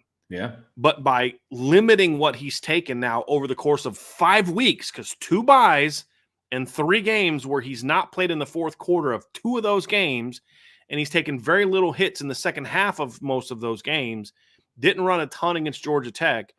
He's going to go into this Final Four stretch more prepared to be a little bit more of a focal point in a couple of those games if need be than he would have been if you would have kept riding them the way that they were the first stretch of the season. Because like when you may look at it and say, what are you guys talking about? Like not using him as much. Like the dude's had 10 carries in at least in the last 2 games. He has. A lot of those he had 2 designed runs on Saturday. 2. The other 8 were scrambles. You know what the difference is as a quarterback? And when you also, I can tell you this from my experience, but also studying Riley Leonard, when you're running on scrambles, you're not getting the same kind of hits when you're running quarterback power or quarterback counter where you're getting 3-4 guys. You may get knocked on the ground on the sideline, and that's never fun, but those are different hits. How many times have we seen Riley Leonard on Saturday? I'm thinking just off the top of my head, 4 or 5 of those plays where he scrambled, where the play finished with him ducking out of bounds. You know what I mean? So it's a different animal, dude. It's a completely different animal when you're getting those runs because of your playmaking ability as a scrambler than when you are designed. Now, he's still going to have some design runs. You have the goal line quarterback sneak, which, again, isn't a super physical play, where people have running starts at you. You think of the touchdown run he had against Georgia Tech last week. He went in untouched. I mean, those things are a big part of it. They're a big part of it, Trevor. So, yeah, the overall numbers may not look like he's taking less of an impact, but way more of those are scrambles, where in the first part of the season, a lot of those were designed runs. So that to me is a big part of that because you're still getting an impact from Riley Leonard's legs. That's what I love about what they're doing. They have freed him to play more street ball in the passing game, which I think is huge. So, because what you don't want to do is take away Riley Leonard's ability to make impact with his legs. You don't want to do that because he's really dynamic as a runner. They've just shifted it away from the designed runs where he's going to take more of a pounding, and now it's more street ball. And one of his 2 designed carries on Saturday were a quarterback sneak from the 1-yard line and a quarterback draw, where they spread the field. They went out and he takes a set and then runs. So it's been very interesting to see how they've changed that. Where like, how do we still use his legs without making him the focal point of our run game? And can the run game thrive without Riley Leonard being the dominant part of it like he was early? And the answer is they have. They absolutely have so far in the stretch. Well, and Mike Denbrock has done a really good job of getting to know his quarterback, because there were things where Riley Leonard missed in the spring. Some of those kinks would have been worked out on Mike Denbrock's end. A lot of us, it was obvious that the belief was Riley Leonard gets in a rhythm when he uses his legs, which he does. I still believe that to be true, but how they've done that is now completely different. Completely different. Because before it was, all right, Riley, we're going to run power read and quarterback draw and quarterback counter. That's going to allow you to open up and push the ball down the field. And it worked kind of, but some of the issue is your quarterback's taking a lot of shots from some hard-hitting linebackers, and then you're asking him to push the ball 25, 30 yards down the field. Now what the offense has evolved to is we're going to go out and kind of just let you be a point guard. You know, kind of using this other sport analogy of, hey, sometimes we're going to ask you to kick it out to your playmakers. Other times we're asking you to take it to the cup. And Mike Denbrock has done a really good job of crafting the offense in that way. And that was one of the biggest things that I was looking for coming out of the bye week of, yes, has Notre Dame shown that they can win games by rushing Riley Leonard 13 times? Yeah, because he's a dynamic runner. He's a great athlete. Not sustainable. Not sustainable whatsoever. And you were going up against 3 run defenses that are pretty solid in Louisville or in Stanford, in Georgia Tech, in a scrappy Navy team that is always a physical game whenever Notre Dame plays them. And they did a really good job of crafting it. So from top to bottom, the offense corrected a lot of things in the bye week that needed fixing. And now what I talked about in the article and what you and I are going to continue to talk about today is now it's time to fine tune those things. Because if I know Mike Denbrock, and if you know Mike Denbrock, he's not a guy that's sitting back in his office right now saying, I did it, guys. We figured it out. Here's our offense. So what we're going to see. He's definitely not going to be doing that. That's for sure. No. And honestly, knowing Mike Denbrock, he's probably erring on the side of he's kind of upset about how the offense is still performing, because that's just the mindset that he's in. Like, I don't not know upset that with. Yeah. I don't know that, like, from what I know of Coach Denbrock, it's more so he's never satisfied. And I don't mean that as in he never praises the players. He doesn't tell them good job. He doesn't look at a performance and say, hey, we did a pretty good job on it. But it's always like, yeah, we did that, but he's going to be thinking about, man, but that one drive where we had to punt, and that one drive where if they don't muff the punt, like that's a different ball game. You know, he looks at things like that, and you want that. You don't want to coach it to say, we average X number of points a game. You want to coach say, yeah, we did that, but we should have averaged this many points a game. And if we would have done this, this, and this, we would do that. Because Mike Denbrock also, remember, came from the SEC. He played in the SEC title game 2 years ago. He knows if we play like that against Georgia, we're getting beat. If we play like that against Bama, we're getting beat. Yeah, it was good enough to beat Miami of Ohio. And yeah, it was good enough to beat Stanford. And yeah, it was good enough to beat Georgia Tech, but it's not good enough to beat Georgia. That's how he looks at it. It's not like, hey, we scored, X number of points and had right. And that's what you want from a coordinator. He's never satisfied. He knows, if you think about his last 4 years as a coach, 2 of them were in the SEC. They played Bama twice, played Georgia in the SEC title game, played Tennessee. His last 2 years at Cincinnati, they played Bama to end the season and Notre Dame in 2021, and then lost to Bama in the playoff. The year before that, his team finished the season playing Georgia in the Peach Bowl. Mm-hmm. So he's gone against those teams. He knows what it takes to beat those teams. He's won some of those games, but he's also lost several of them. And he knows, I've seen the performances where we were good enough to beat the AAC opponents, or we were good enough to beat some of the SEC East and lower SEC West opponents, but they weren't good enough to beat Bama enough and Georgia enough. Now they lost to Georgia by a couple points in 2020. And that was Marcus Freeman's last game at Cincinnati, by the way. They lost 24-22, I think. Offense couldn't do enough in the second half to win that game. Against Bama the next year, the defense actually held Bama to 24 points. Offense wasn't good enough. So he understands, like, listen, this is where we got to get to. And he's always building towards. So I think that not happy is not necessarily the word that I would use. It's more of he's not satisfied. Yeah. And I think that's a good place to be, because you can say, because if you're not happy, then you, like, I knew a coach in Notre Dame there was a lot of times was not happy. It's just kind of his personality. I loved that dude. But it's like kind of like, because he wasn't happy, he would sometimes struggle to say, well, hey, we're actually pretty good at this. Let's keep doing this. Yeah. And that's the thing from Coach Denbrock that I believe he'll do is, like, he's like, look, when we find something we're good at, let's ride that sucker. Let's be happy about that. But then how do we complement it?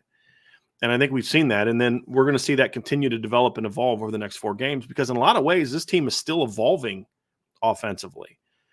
And, you know, I think those are really different. And somebody just asked a question, like Garrett Medford asked us. He was just curious what your opinion has been on the, in my opinion, very subtle, impressive usage of pistol versus shotgun in the run game.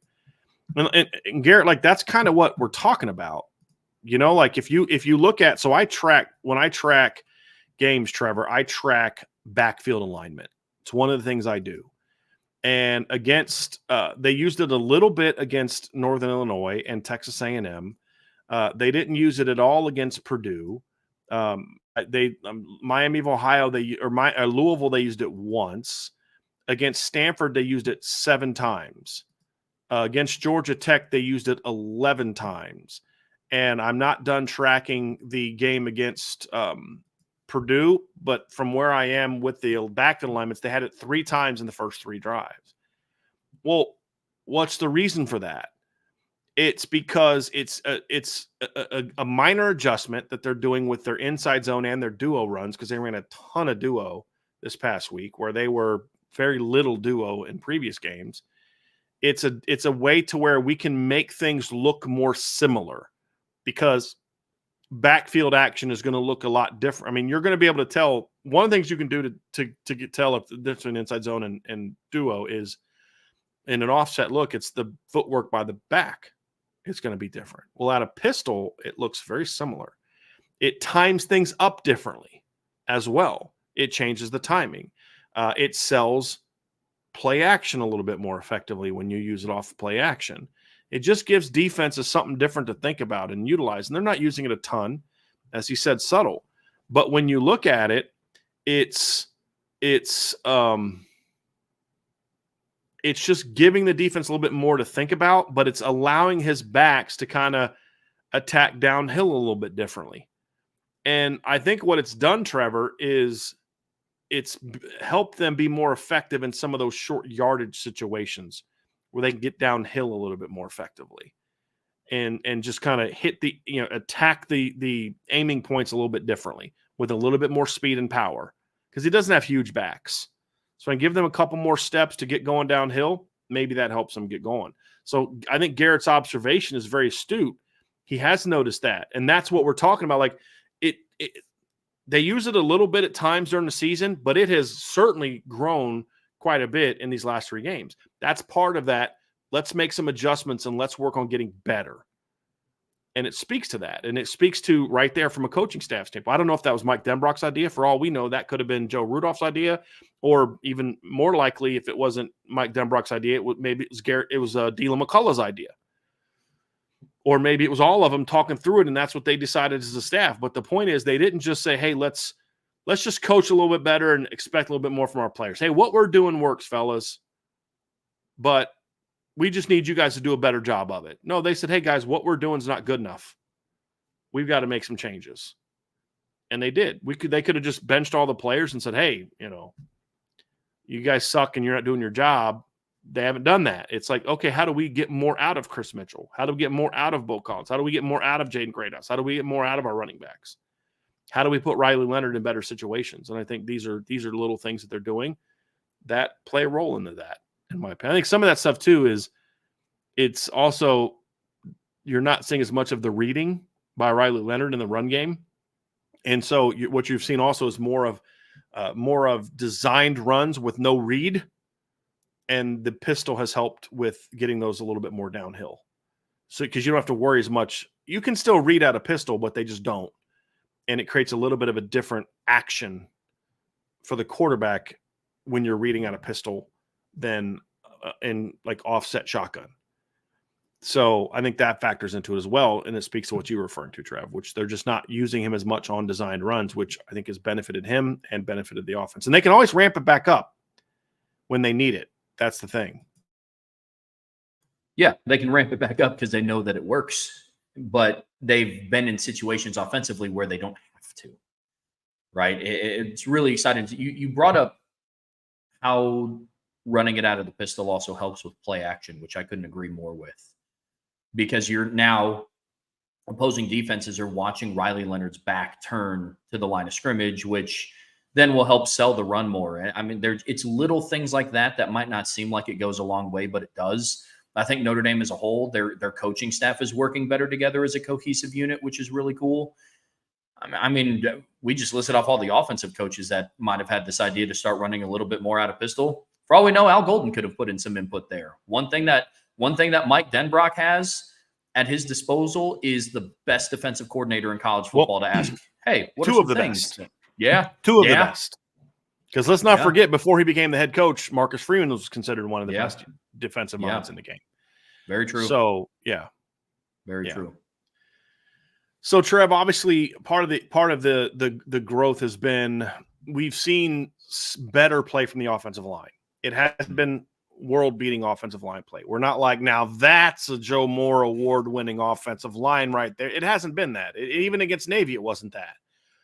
But what we're starting to see in the past game, the last 3 games, is less of the mental, technical mistakes that just were rampant. I mean, we were so pissed after the Louisville game because we're just watching Riley Leonard getting drilled on quick game. And just like, what the heck is going on? And it got better against Stanford. It got better against Georgia Tech. And it got even better against Navy, who actually, ironically, is the best pass rushing team of those 3, statistically. So that's been the biggest adjustment, improvement for me. And I don't want this to sound like I'm banging on Sam Pendleton because I love Sam Pendleton. I think he's got a very bright future at Notre Dame. But you get young guys sometimes, they just get to a point where they're just mentally, and some of the best players I've ever coached went through this as young players, where it's just like, I'm in a rut and I don't know how to get myself out. And I think that's kind of where Sam was. And Sam's way of trying to fix things is just to try to beat somebody up. And so he'd overextend himself. You know, I think of the one run against, I think it was Stanford, where he hits a guy and just kind of throws him instead of driving him. And by throwing him, he allowed that guy to then squeeze on the ball carrier. Where if he drives the guy, cuts off of it. That to me is Sam trying to, I got to do something to earn my keep, so to speak. And so I think getting him out of the lineup helped the offensive line settle in more as pass blockers. Now, I think you're going to lose a little bit of power because Sam, when he's right, is still your most powerful blocker. I mean, if you'd have gone through the first 5 games of the year, Sam Pendleton probably grades out the lowest of all your offensive linemen. Would you agree that's most likely the scenario? However, if you put a highlight tape together of the Notre Dame offensive line and their best plays, you see a lot of Sam Pendleton in that highlight tape. That's kind of where he was, right? And so now with Billy Shrouth and Rocco Spindler at guard, Billy has the ability to move people. I don't know how, where her strength is right now after missing over a month of the season. And Rocco can move people, but but I don't know that any of them move them quite as well as Sam did. But what they do, however, is there's more steadiness to the line. And I think that really helped against Navy. So the line has improved the last 3 games. Are they where they need to be? Absolutely not. Go listen to, our Upon Further review and your guys' post-game show after Georgia Tech. There's a lot of people pissed off about the play of the offensive line. Rightfully so. But you compare it to where it was in the games leading up to the bye week, and it's still better. Your worst performance of this 3-game stretch was against Georgia Tech, and that was still better than what you saw against Louisville. It's better than what you saw against Miami of Ohio.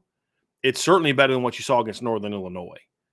So that steady growth. Now the question is, Trevor, and we'll talk about this more on Thursday as well, but I want to address it here now, is the question now is how much better can it get? Have they plateaued and just like, okay, you're just going to be a solid, steady group? Or is there I don't think they're going to like look like a Joe Moore award-winning offensive line in the final 4 games. I don't think they have the talent in the lineup or the experience in the lineup, right? To be that. You're still starting two redshirt sophomores and a true freshman in your starting lineup. However, my question is, can they take one more jump and above where they are now? That's going to be a question that we'll have to address in the final 4 games. We don't know the answer to that. But I'm sorry, anyone trying to argue that, I'm not even gonna let him distract me in the show again. I'm not even gonna go there. But that's the question in the final 4 games, Trevor. Is there another jump for this line now that you have? I got to say again, and this is not a knock on Sam, because I think Sam's got a very bright future, and I loved him coming in Notre Dame. But getting older and getting your best lineman back, because once Jagasol went down, there was no question who your best lineman was. It's Billy Schrouth. Getting him back and then moving him to left guard with Rocco at right guard was such a smart move. They should have done it much earlier, but it is what it is. I was just thinking they were just going to plug him right back in at right guard and either move Rocco to left guard and make him switch or leave Sam at left guard. I think getting Billy at left guard was such a savvy move, and that's what gives him coming back, and then coming back at left guard is what gives me the hope that this line does have another jump left in it.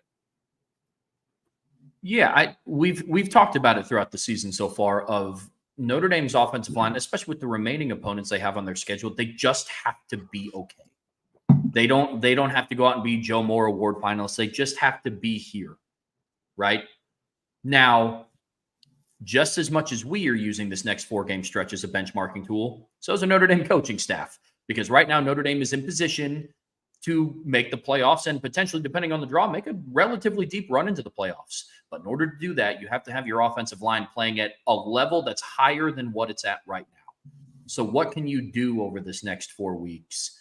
And what can you do over the next, X amount of games out of the bye to take that next step, which is something that we're going to dive into throughout the week here. But I agree. It's no mystery to me that Billy Schrouth comes back, and then as a unit in both phases of the game, passing and running, you have one of the best games that you've had all season, arguably the best. So it's going to be interesting to see what steps they take over the next 4 games. We talk a lot about the offensive line getting better has been important. The receivers have gotten better. That's the group that still has a lot left to get to, in my opinion. However, when you look at the growth, it really comes down to Riley Leonard, and for a host of reasons, not just all on him, but Riley Leonard playing a lot better is a big part of that. And I'm going to pull up the numbers from your article today, Trevor. And here's the numbers. In the first 5 games, Riley Leonard completed 65.1% of his passes. He's the last 3 games at 68.1. That's not a huge jump. But here's what's been the difference. Yards per attempt, first 5 games, 6.0. It's abysmal. Yards per completion, 9.1. Terrible. 150 yards per game, 3 touchdowns, 2 picks, a passer rating of 119.76. And he averaged 6.3 yards per carry with 7 rushing touchdowns in 5 games. In the last 3 games, so Riley Leonard in the first 5 games had 10 total touchdowns. In the last 3 games, he's completing 68.1% of his throws, 203.3 yards per game, which is impressive when you consider he hasn't played in the fourth quarter of 2 of those 3 games. And in the last game, he had 1 drive in the third quarter. He's averaging 8.5 yards per attempt. That's not world-beating numbers, but that's much improved and good. It's at least good. And 12.4 yards per completion. He's got 5 touchdowns, 1 pick, a 159.36 passer rating. and he is still averaging 6.3 yards per carry, even though it's getting done in a lot of different ways. And that type of efficiency in the pass game, when your completion percentage only went up 3 points, is due because you're not only still completing passes at a higher rate, you are more effective throwing the ball down the field. Almost all their biggest passing plays of the year have come in the last 3 games. Yeah. You think of the bomb to Bo Collins, you think of the multiple deep balls this past week. Didn't throw the ball down the field very well against Georgia Tech because you couldn't protect the quarterback.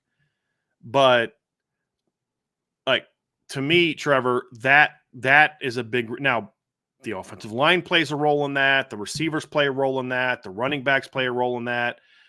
You go look at the pass pro from Jadarian Price on the touchdown pass to Chris Mitchell.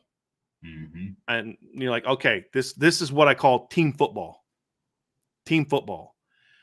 So you see that kind of jump, Trevor, and you say, man, that's really impressive production. And as I said, 10 touchdowns in the first 5 games, 9 touchdowns in the last 3 games. And he's playing less football. Because he played, I believe, almost all but every game except for Purdue. Came out at halftime of Purdue. I think he played all but 1 series against Miami of Ohio. Played all of Texas A&M. Played all of Northern Illinois. Played all of Louisville. Right? So that is like that jump coincides with, because you're not seeing a huge jump in production from Jadarian Price and Jeremiah Love. In fact, their yards per attempt has gone down a little bit because they've played better rushing defenses. That's not a byproduct of them. That's better teams, and your offensive line hasn't played great in the run game. That jump in from Riley Leonard is a huge impact on why this offense is now scoring basically 40 points per game since the last bye week. What did you say at the start of the season, Bryan, that this team will go as far as how far Riley Leonard will take them? And it is no coincidence that in the most balanced we have seen this Notre Dame team over the last 3 games, Riley Leonard was kind of at the center of that. And he's a kid that underwent a lot of scrutiny. And some games, rightfully so. I'm not here to say that Riley Leonard has played a perfect 8-game stretch here. That's not what I'm saying. His improvement over the last 3 games is something that definitely needs to go on notice. Because he is, I talked at the beginning of this segment about how the team made the necessary changes that they needed to coming out of the first bye. At the center of that conversation is Riley Leonard. It is. It would have been very easy for this kid to kind of crumble and under that kind of pressure and that level of expectation. And I think everybody who talks about Riley Leonard's poor play, the one person who would be the first to talk about it would be Riley Leonard. And he knew he wasn't playing up to the standard. So what he's done over the last 3 games, compounded with Gino Guidugli and Mike Denbrock and the rest of the offensive coaching staff, is learn a more efficient way to be a part of this offense, which has been so exciting to see, which is why I just always go back to fine-tuning and refining what you've done up to this point to now not just be an efficient part of this offense, but to be a dominating part of this offense. It's kind of transformed the first 5 games. Like, yeah, they have a guy that can hurt us with his legs. Okay. To, hey, we have Notre Dame has a dual threat kid that can hurt us in multiple ways. And he has the opportunity over the next 4 games to kind of put defenses in a spot where they're like, we don't know how to game plan for this kid. We don't know how to stop this offense. And he holds the focal point to it. You brought up such a good point. Jadarian Price and Jeremiah Love have been who they have been the entire season. And I say that in a good way. So do you. So does the rest of Irish Nation and IB Nation. And the next key to unlocking the success for this offense was getting Riley Leonard to play at a level where he was at Duke. And that's why everybody was so excited that Notre Dame got a dynamic quarterback like that. So these next 4 games, again, I've said it ad nauseum today, but it's going to be a benchmarking tool to see what next steps Riley Leonard takes in preparation to getting to the postseason. Greg McElroy made a comment that he said Riley Leonard didn't play that well against Texas A&M. And I thought that statement summarized so much of why people still don't appreciate how he plays. And because I think if you look at, so did he throw well against them? No, he definitely didn't throw well versus them. There's no question about that. He didn't throw well against Texas A&M until the last drive, right? But he's a big reason why they won that game because of what he did as a runner. And I think that's what a lot of people miss is outside the Northern Illinois game, he was still a driving force behind the success of the offense. People obsessed over the passing, partly for good reason because you had to be better. But what you're seeing now is the passing is coming along. And now you're really seeing what he's capable of. And there was a legitimate question of, would we ever see the 2022 version of Riley Leonard again? That's a very fair question. And I don't know if we've got that completely back. I mean, he had a couple 300-yard games in 2022. But he's so much closer to that now. And that's what I loved about the Navy game, Trevor, is because – and really that game more than any other, and I'm hoping it's a sign of things to come, it showed me that Mike Denbrock has finally figured out how I can put Riley in structure but still let him play street ball. You know what I mean? And that's really where I look at and say, if they can build on that, then they've got a chance to be really, really good. Really, really good. It's interesting. When you go back and you look at the Stanford game, then the Georgia Tech game, and then the Navy game, you kind of see almost perfectly the progression of Riley Leonard through those three games, right? You have the Stanford game where it's like, hey, this pass defense is not good. Got to open it up. So what did he do? He passed for the most passing yards that he had in the season, albeit it's 229 passing yards. And I don't want to make it sound like he lit them up for 375 yards through the air, but Riley Leonard also didn't finish that game. It's one thing to keep in mind. Against Georgia Tech, he did not have a good start. Started the game 2 of 4 for 8 yards and an interception, a bad interception. So then we got to see how Riley Leonard was going to respond to adversity and how he responded to not getting off to a fast start. And he proceeded to go 12 of 12 for 187 yards and lead 3 consecutive scoring drives. Then against Navy, it was like, hey, let's put it all together, right? We've seen you put together spurts of consistency, like what he did against Georgia Tech. And we've seen you air it out and get big gains over the air against Stanford. Let's see if we can put that together in a complete performance against Navy. And all things considered, he did. And he played 1 drive in the third quarter and didn't touch the field in the fourth. Gives you a lot of promise for what this kid has left in the tank moving forward. And I'm excited to see it. I'm ready to see what the next step of progression is for him. Because in 2022 at Duke, yeah, he had a couple of 300 passing yard games, and he has been on pace for that a couple of times this year against lesser opponents. Game was that way for sure. Yeah, I think he was on pace. I think it was like 302. If he would have stayed on that same pace, and then even this past weekend, he threw for 441 yards in the first half, and had 1 series in the second half. So that's a good point, Trevor. Is you have to look at that and say, like, you know, Purdue, he was not. He had 100 yards passing at halftime, or 112 at halftime. So he's on pace for 224. But the Stanford game, he was on pace for 300. And then if you just look at what they did in the first half, and this is why I kind of get pissed when people are like, well, Navy kind of gave him that game. Yeah, Navy is the reason Notre Dame had 302 yards of offense at halftime of that game. Navy is why Riley Leonard had 141 yards passing at halftime of that game, where I think his longest completion was only 42 yards. It wasn't like he had like an 80-yard touchdown pass that like padded the stats. And they had a 20-something yard gain called back because of a penalty. So, you know, yes, you were correct. And they didn't blow as many people out at Duke. That's also a very fair point, Trevor. I mean, they had 2 blowout wins early against A&T and Temple. But then they won by 21, 24, pulled away late, 7, 17, 3, and 17. Whereas now they're winning by 42, 37, 59. And so, yeah, it's a good point.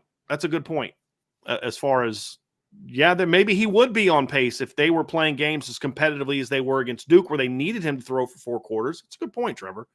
He might have that in the last. I mean, because again, the 2 games I pointed to are 2 of the last 3 games. Sure. Where he was on pace, if he'd have played 4 quarters, to be at least 280, which if Riley Leonard's throwing for 280, 180 yards a game, this team's probably not, unless they're just getting killed early. If it's a competitive game and he's throwing for 280, or I should say, if they're not losing and he's throwing for 280, it means they're lighting somebody up, and this team gets real scary. Yeah, 100%. And I say all that to say, for Notre Dame fans who still might not see it, or for people who are just adamant on the Riley Leonard ain't it train, he is so much closer than what people think. Look at things with context. Just watch how he performs in games. This is a kid who is significantly more comfortable within his offense, playing with so much more confidence. This team, I mean, even the little things, celebrating first down, celebrating touchdowns. This is a polar opposite team than what we saw earlier in the season. And all that just starts to gel. So Riley Leonard is poised, I believe, to have a really good Final 4 game stretch. And I firmly believe he's going to be a player that people talk about going into the playoffs. He had a slow start to the season, but Notre Dame has Riley Leonard. You can't count them out. They have a dynamic player quarterback. And that's something that's going to be talked about come playoff time. I fully believe it. So that's the other question is there another jump for him? And my answer is yes, if there's another jump for the line. Yep. Yeah. If the line is capable of playing, and again, when we're talking about the offensive line, the expectation is not, okay, look like the 2020 O-line, look like the 2017 O-line, look like the 15 O-line, the 12. That's unfair. When you are down 2 of your guys that were preseason starters, I don't care what you think of the coach, and my feelings on the coach are well known, but when you've lost 2 starters, one of which you had to replace with a true freshman, right? Because I'm very critical of Joe Rudolph, and I'm being critical of him in the chat. People are trying to make excuses for his performance, and I don't buy him to a degree. But there's a fine line between that and saying, I don't care if you lost 2 starters, including an elite 5-star, 6th, 7th, or to burn. This is Notre Dame. You should still have an elite offensive line. That's nonsense. That's saying, well, you didn't like the hire to begin with, and you're just looking for reasons to bang on them. That's what that would be. My thing is, the issues that I've had are whether you're talking about the freshmen or how the line has not played fundamentally as sound as it should. They did not show improvement in the first 5 games at all when it came to handling certain parts of the game at all. Well, that's a poor coaching. It's poor coaching. But they just played a team that's as good as any team they've played in playing those same exact games that they struggle with all the first 5 games. And for the most part, Trevor, they handled it really well. That's also coaching, right? I mean, you have to give credit. But so the question now is, whatever you think of what he's done over the course of the entire season, where I have some issues, the question is now they are hopefully going to peak here, because there's this dichotomy of the last 2 games. I thought they were good. They struggled in the first and fourth quarters against Georgia Tech. They looked pretty darn good in the second and third quarters against Georgia Tech. Well, against Navy, I thought they kind of played well the whole game. Is that a sign of things to come? Now that you've got a little bit more experience in the lineup, taking Billy out, which is ironic because Sam Pendleton has as many career starts right now as Billy Schrauth does. Think about that, because Billy started 3 games last year. He started the first 3 games of this year. And then this game against them was the 7th game. And but it's different. Sam had 1 year in the system in college before that, where Billy got his first start basically like it'd be like Sam getting his first start against Virginia. That's when Billy was finally thrust into that moment. So Billy had 2 full seasons to kind of learn from veteran players, where Sam was thrown into a really tough spot right away. But Billy's older, and he's got more time in college than what Sam had. But the point is, if you can build on this Navy win, and which I thought was a very good coaching job by the offensive line coach, not only just to put Billy Shrout at left guard, but just to handle all the different games that they played in. It is like, okay, if you can build on that, then that's going to mean Riley Leonard's going to be better. It's going to mean that the offense is going to be a lot better. And I'm going to have an article coming out later, Trevor, where I'm going to say this. The offensive line is actually the key to how this team finishes. If this offense takes another step, it doesn't happen just because Riley Leonard's more comfortable in the offense, because if he doesn't have time to throw, it doesn't matter how much more comfortable he's in the offense, right? And so that's the thing you look at and say, okay, now that you've got Billy back, and now you've only got 2 new starters and not 3 because of injury, that should raise the bar a little bit. And the guy you got back is your most talented guy of the guys that started the season. So you hope that that's going to be the key, because if that's that right there, Trevor, is going to tell us whether this offense is still good in the last stretch, which they've been good the last 3 games. They were average the first 5 outside of 1 game and 1 quarter. Do you agree with that? Let me rephrase that. 1 game and 2 quarters. I thought they were lights out against Purdue. I thought the offense played great in the 4th quarter against Texas A&M and great in the 1st quarter against Louisville. And that's about it. After that, they just out-talented Miami of Ohio. They didn't play that. They scored 28 freaking points against Miami of Ohio. You know what I mean? Like, they scored 14 because they were terrible in those 2 games. They just kind of went into a shell in quarters 2 and 3 against Louisville, right? But now we've seen them play really well in 2 of the last 3 games.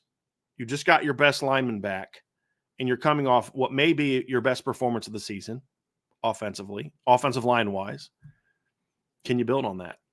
That's going to be what tells us if they're going to be really good on offense. Because if this team got, like, really good on offense, and I just mean, like, you can go score 27 to 30 on everybody, like, now that's like, okay, now this team is really scary because of how good we think the defense is going to be, assuming that the defense can keep rolling. And that's going to be the topic of our final show, Trevor. But before we get there, folks, hit that like, hit that subscribe, hit the notification bell, love a 5-star review, sign up for the message board at boards.irishbreakdown.com. Do all that stuff, folks. You know what to do. Help us out. Get her done. So, Trev, that gets us into point show segment 3. Can the defense really keep this going? I mean, that's the question, right, Trevor? It's great that you've done what you've done the last 3 games, but you're at the point now where it's like you look at this team and you're like, you think about everything they're missing on defensively, and you look at what's coming up. That's a question that is going to also play a large role, because if the offense improves but the defense regresses, then it's kind of a wash. Can the defense remain? Because I don't think they need to play better. They just need to keep doing what they've done. It's asking a lot for a team that's lost as much as this team has lost. All-American, because the difference between what the offense has lost and what the defense has lost is the offense lost a lot of potential in Charles Jagasaw and Ashton Craig. Those guys had 7 career starts between the 2 of them. By the time they were both done, Jagasaw had 1 career start. Ashton had 3 last year, 3 this year before he got hurt. Defense lost an All-American cornerback. They lost a 5th-year senior, multi-year starting defensive end. And then the guy that they lost in Boubacar Traore is an elite talent. You know, Jason Onye is playing at a high level. I mean, there were people that were arguing early in the season that Jason Onye should have been taking snaps away from Riley Mills. And I disagreed with it, because from the standpoint of you need to get Riley going, but the argument as far as that based on who was playing better, that was a fair argument to make. You know what I mean? He's gone. And you look at this team and you're like, and they just keep handling business. Are they at that point now, Trevor, where the lack of depth is such because of the injuries that they can or can't sustain it the last 4 games? I think that's going to be something to keep an eye on down the stretch and into the postseason. Yeah. You want to talk about the importance of recruiting and developing young guys. Notre Dame's defense is case in point for that, right? It's so much of an overused phrase of, next man in. And we've seen that before at Notre Dame. It's like, oh, well, just next man in. And before, the talent gap was steep, to put it lightly. When, your premier guy goes down and the guy filling in just doesn't, it's not there, right? Now you could make the argument that, you lose an All-American like Ben Morrison, which is just, I mean, there is no scenario where that's good, right? Like there's no, right? Like I'm not here to try to say, but at least. But Leonard Moore's really good. Yeah. And wouldn't you Yep. love to have him and Benjamin Morrison? Yeah. There's no spinning this as it's a good thing. There's none. No. But through the development of the young guys, looking at the defense as a whole, I think that is offsetting the injuries that are happening to this side of the football, right? You have on the defensive line, you lose a guy like Jordan Botelho, who was probably playing his best season up to that point before he got injured in a Notre Dame uniform. You lose just an elite pass rushing talent in Boubacar Traore. You lose your All-American corner. Jack Kaiser gets banged up for a little bit in the middle of the season against Louisville. So how are you going to offset those things? One, the speed and athleticism of this defense is unmatched. It's probably from top to bottom, it's probably the fastest and longest Notre Dame defense that I've seen in my lifetime across the board. And two, the younger guys' development is really starting to balance out the amount of injuries that they have right now. The one bigger question mark that I do still have is Leonard Moore. And it's not for a lack of faith in him as a player. It's who he has to replace. Because you look at the secondary, you look at that cornerback room. Brian, you said it a couple weeks ago. Christian Gray went from being, I'm the young, up-and-coming, exciting new guy to, hey, now you're just the guy. You're him. You're it. And now Leonard Moore, as a true freshman, is now going to be that young, stud, exciting, up-and-coming guy. And so that's going to be my biggest question mark. Defensive line, in my opinion, is deep enough.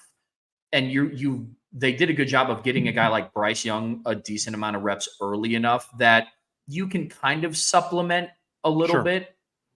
But the cornerback room is going to be my biggest question mark. It is. It's fair. You literally cannot sustain another injury. You can't. No. I mean, you can't afford another injury at that position. You did that. And that really, to me, is the interesting thing. It's like there's people in the chat talking about Junior Tuihalamaka. And you talked about they got Bryce Young some reps early. They got Junior Tuihalamaka 0. He literally did not play a defensive snap all season until Jordan Botelho got hurt. And look how he's played. Josh Burnham misses a month of the season because of an injury. He comes back, and he's one of your best defensive linemen. I mean, it is impressive to see that. It really is impressive to see that. And here's the crazy thing.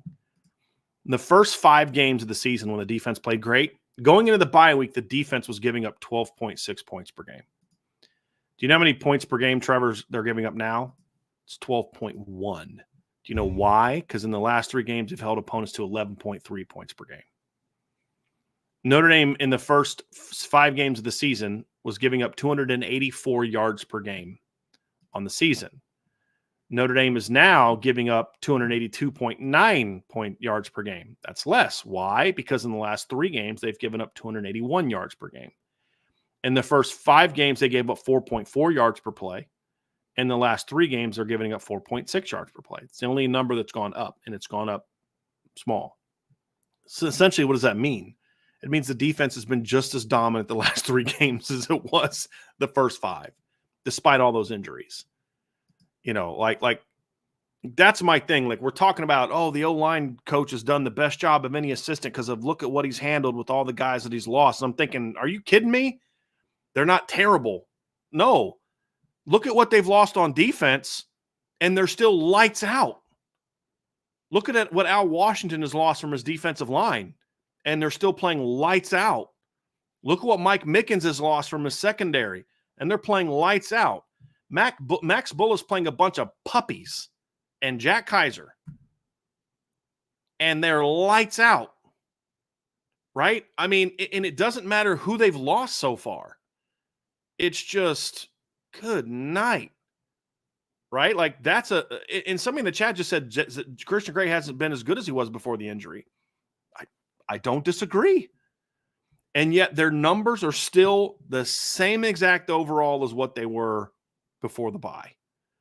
I mean, that's impressive. Now, the hope is, to Zach's point, that this time off they can figure out how to get Christian back on. I mean, he still played good football. He just hasn't been as good. And he's gotten a little grabby and some things like that. But can you get him back on track? And the thing is, right now, it's like you're finally getting that step up time from the veterans. That's really been a big key. And early in the season, Trev, an issue was your young players were balling out and your veterans were disappointing. What's helped in the last 3 games, as you've gotten even younger, is your veterans are starting to ball out. Riley Mills, Howard Cross just keep playing great football. It started against Louisville. They were good against Louisville. Last 3 games, they played lights out. Riley Mills is currently playing the best football of his career. Can he keep that going for the final 4 games? Howard Cross is playing really good football the last few games. Can he keep that going the last 4 games of the year? Josh Burnham has been really good the last 3 games. He's been fortunate that Notre Dame has played against 3 rushing teams. Can he be good against some of the teams like USC and some other teams that are more pass-oriented teams? Can he also provide an impact in the pass game? We don't know the answer to that because he hasn't been put in that situation yet. He did have 1 good pressure against Georgia Tech. So, getting Gabriel Rubio back's been huge. He's not a guy that's been able to kind of stay healthy for a period of time. Can he stay healthy this year? So those are all things to me that you say, and Xavier Watts has just been freaking phenomenal all year. Jordan Clark's been great all year. And he played, I was wrong. I said it, we didn't see him until the 3rd quarter. He actually did play a couple snaps in the 2nd quarter of that game. But you basically took off a guy off the field who's been one of your best players so far because he didn't fit the option, and you still did exactly what you've done all year, which is hold him to, keep the points down, and you blow the team out, right? RJ Oben's still struggling, but he's getting better. Can he finish strong? I mean, so there's enough of that, Trevor, to make me think that this defense has a chance to at least keep going as long as they can avoid further injuries, because they have not reached their tipping point yet. But I think they're at that where they can't afford more. And then I think that does give them, okay, now you're at the tipping point. You can't afford to lose another DB. You can't afford to lose another D lineman, especially on the edge. You can't afford to lose one of your linebackers. I do think they're at that point now. I really do.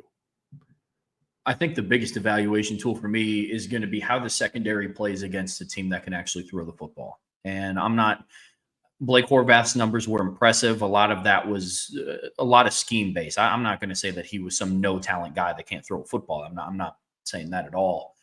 But a team that resembles like a Louisville, right? Like maybe not as elite of a passing team with like a Ja'Cory Brooks and a Chris Bell. So you're saying like Blake Horvath's a dynamic player, but it is a very non-traditional offense. Yes. Your question is okay, how does that translate to more traditional offenses like USC is going to have, like Virginia's going to have, like Florida State's going to have? Yeah. Although it's a traditionally terrible offense. Yeah, and it's interesting. I mean, Stanford was, with their quarterback, a run-first team. Georgia Tech, with their quarterback, was more of a run-first team. Navy just is a run-first team, right? So I think a big evaluation tool for me is going to see pass rush and secondary, what that looks like against a team with a more traditional style of offense. And that's going to be kind of my indicator of, okay, what's that going to look like then once they get into the postseason and they have to potentially play a Clemson with Cade Klubnik, or a Miami with Cam Ward, or a Georgia with Carson Beck, or a Texas with Quinn Ewers. I mean, some of those guys that I listed off haven't had the most impressive season of all time. But the one thing that they all have in common is like they're traditionally a better passer than a non-traditional passing offense. Right, like Navy and what Stanford certainly was. Like did you see that game-losing interception that Daniels had against Wake? Yeah. Yeah. Awful. Yeah. A couple of those guys I wouldn't mind facing. A couple of those guys could be problems. But to your point, when you get to the playoff, you're going to have to play. I mean, we start thinking about the teams like right now, the way that I have, so I did, if you go to Irish Breakdown, I did a playoff projection yesterday, and it's looking at where teams are now, but then projecting how they're going to finish. And I had Notre Dame as the 7 seed and slated to play Miami in the first round. Well, that's a way different dynamic than what they faced so far this season. Way different dynamic than what they faced so far this season. And it's certainly way different than what they faced the last 3 games. And then if they win that game, they would then get, as the 7 seed, they would then get the 2 seed. And right now, my number 2 seed is Ohio State. And while I don't think their quarterback is anything to be impressed by, that receiving core certainly is. So it's a far different, pass game threats than what you faced outside of Louisville so far this season. And so that's where things get interesting. And that's where, okay, you're not going to have Benjamin Morrison. Okay, that means pass rush has to be better. It means the run defense has to be better. So it's going to be interesting, Trevor. But right now the question is going to be this: Can they maintain their level of play for the last 4 games? I think they're capable of it, and I think they will, as long as they don't have any further injuries. So then that raises the question: is there a chance they actually get better on defense in the final stretch of the season? Because here's the rub. The rub is, okay, you're really young and you've lost a lot of starters. That's reason number 1 for why you don't get better. You just hope that you stay. But the counter argument that is, yeah, you're really young, but you're really talented. And your youth is going to show, like, normally teams don't show huge improvement during a season unless there's like a new coach or something like that. Like teams do, but like individual players don't necessarily do that. But with Notre Dame on defense, like Zach Martin was bringing up Christian Gray not playing well. Well, young players tend to kind of do a little bit more of this. It would not shock me at all if Christian Gray comes out of the break and plays like he did at the beginning of the season. Right? He's a young guy. How does he handle being, missing practice? He didn't handle it as well as maybe a veteran would have. Well, now he gets another bye. He can come out. He can get better. I still think there's room for Drake Bowen to get even better, which is kind of crazy to think about, but he could get better. Kingston's going to get better. Jaden Osbury's going to get better. Leonard Moore's going to get better as he has more experience. You look at some of the younger guys. Bryce Young still has. So I think that's possible that they get better. My thing is, fine if you do get better, but just at the very least, just stay where you are. Just stay where you are. And that's the key. And what I'm impressed by with Al Golden is my fear, to be honest, is as we got deeper into the season and the younger players started having more experience, he was going to start loading a lot more on them. And he hasn't really done that. I mean, there's always new stuff going in every week because it's it's team opponent specific stuff. But he hasn't thrown like way more checks onto Drake and Kingston. And he's not asking them to do way more coverages with the younger DBs. He's like, look, we're going to adjust to our opponent, but I'm going to, it's still all about making sure that these kids can execute what we're asking them to do at a high level. And even against Navy, outside of 5-6 plays, they still did that. And so a lot of credit goes for him because that's Trevor, I'm telling you, as a coach, that is a very real thing. Okay, these guys got a lot. So let's we can do more now because my quarterback's got 7 games under his belt. You know what I mean? As a freshman, you know what I mean? Like that's a legitimate struggle that coaches have to do. And so far, Al Golden's done a really good job of that. It was like, look, it's more important that they play fast, that they play disciplined than I show everyone how smart I am by having 17 exotic coverage opportunities we have in this game. So the people look at me and say, hey, NFL D coordinator right there. And that's what I'm, has led to why I say I don't know that there's been a better coordinating job in college football this season than what Al Golden has done. When you consider, number one, just how dominant they are, just period, with no context, just a dominant defense. Like every metric that I've seen has their defense in the top 5, if not the top 3. But they've had to do it while facing real adversity. An offense that was sucked at the beginning of the year. All-American corners gone at the halfway point of the season. Patelho goes down in game 3. His replacement goes down in game 5. one of your top veteran senior interior defensive linemen off the team. And, oh, by the way, we're replacing all these guys with puppies, with young bucks, with, you know what I mean, with guys that have no experience. Just we're banking on the talent. The job that he's done to do that, and as I showed, the stats literally have not changed at all, and in more instances, they've gotten better. You know, I mean, don't even get me started on comparing the rush offense now compared to what it was at the beginning of the season, even with the fact that they played a triple option team this past week. You know, so it's a heck of a coaching job. It's just, can it get better? I almost feel like I'm asking too much to do that. You know what I mean? Like, I feel like I'm actually asking a little bit too much to say, you know, hey, make it get better. I think it depends on what lens you look at the defense getting better, right? Like, I don't know if they're going to get better than averaging 11.9 points per game. I just, that's hard for me to think about. Even with their opponents who are coming up next that we just previewed, 11.9 points a game to an injury-riddled, very young defense is a tall ask, right? But here's the thing. If you look at it at more of an individual level, I think this defense absolutely can get better. Because if you look at it and say, oh, Leonard Morris is playing the best football he's going to play in 2024.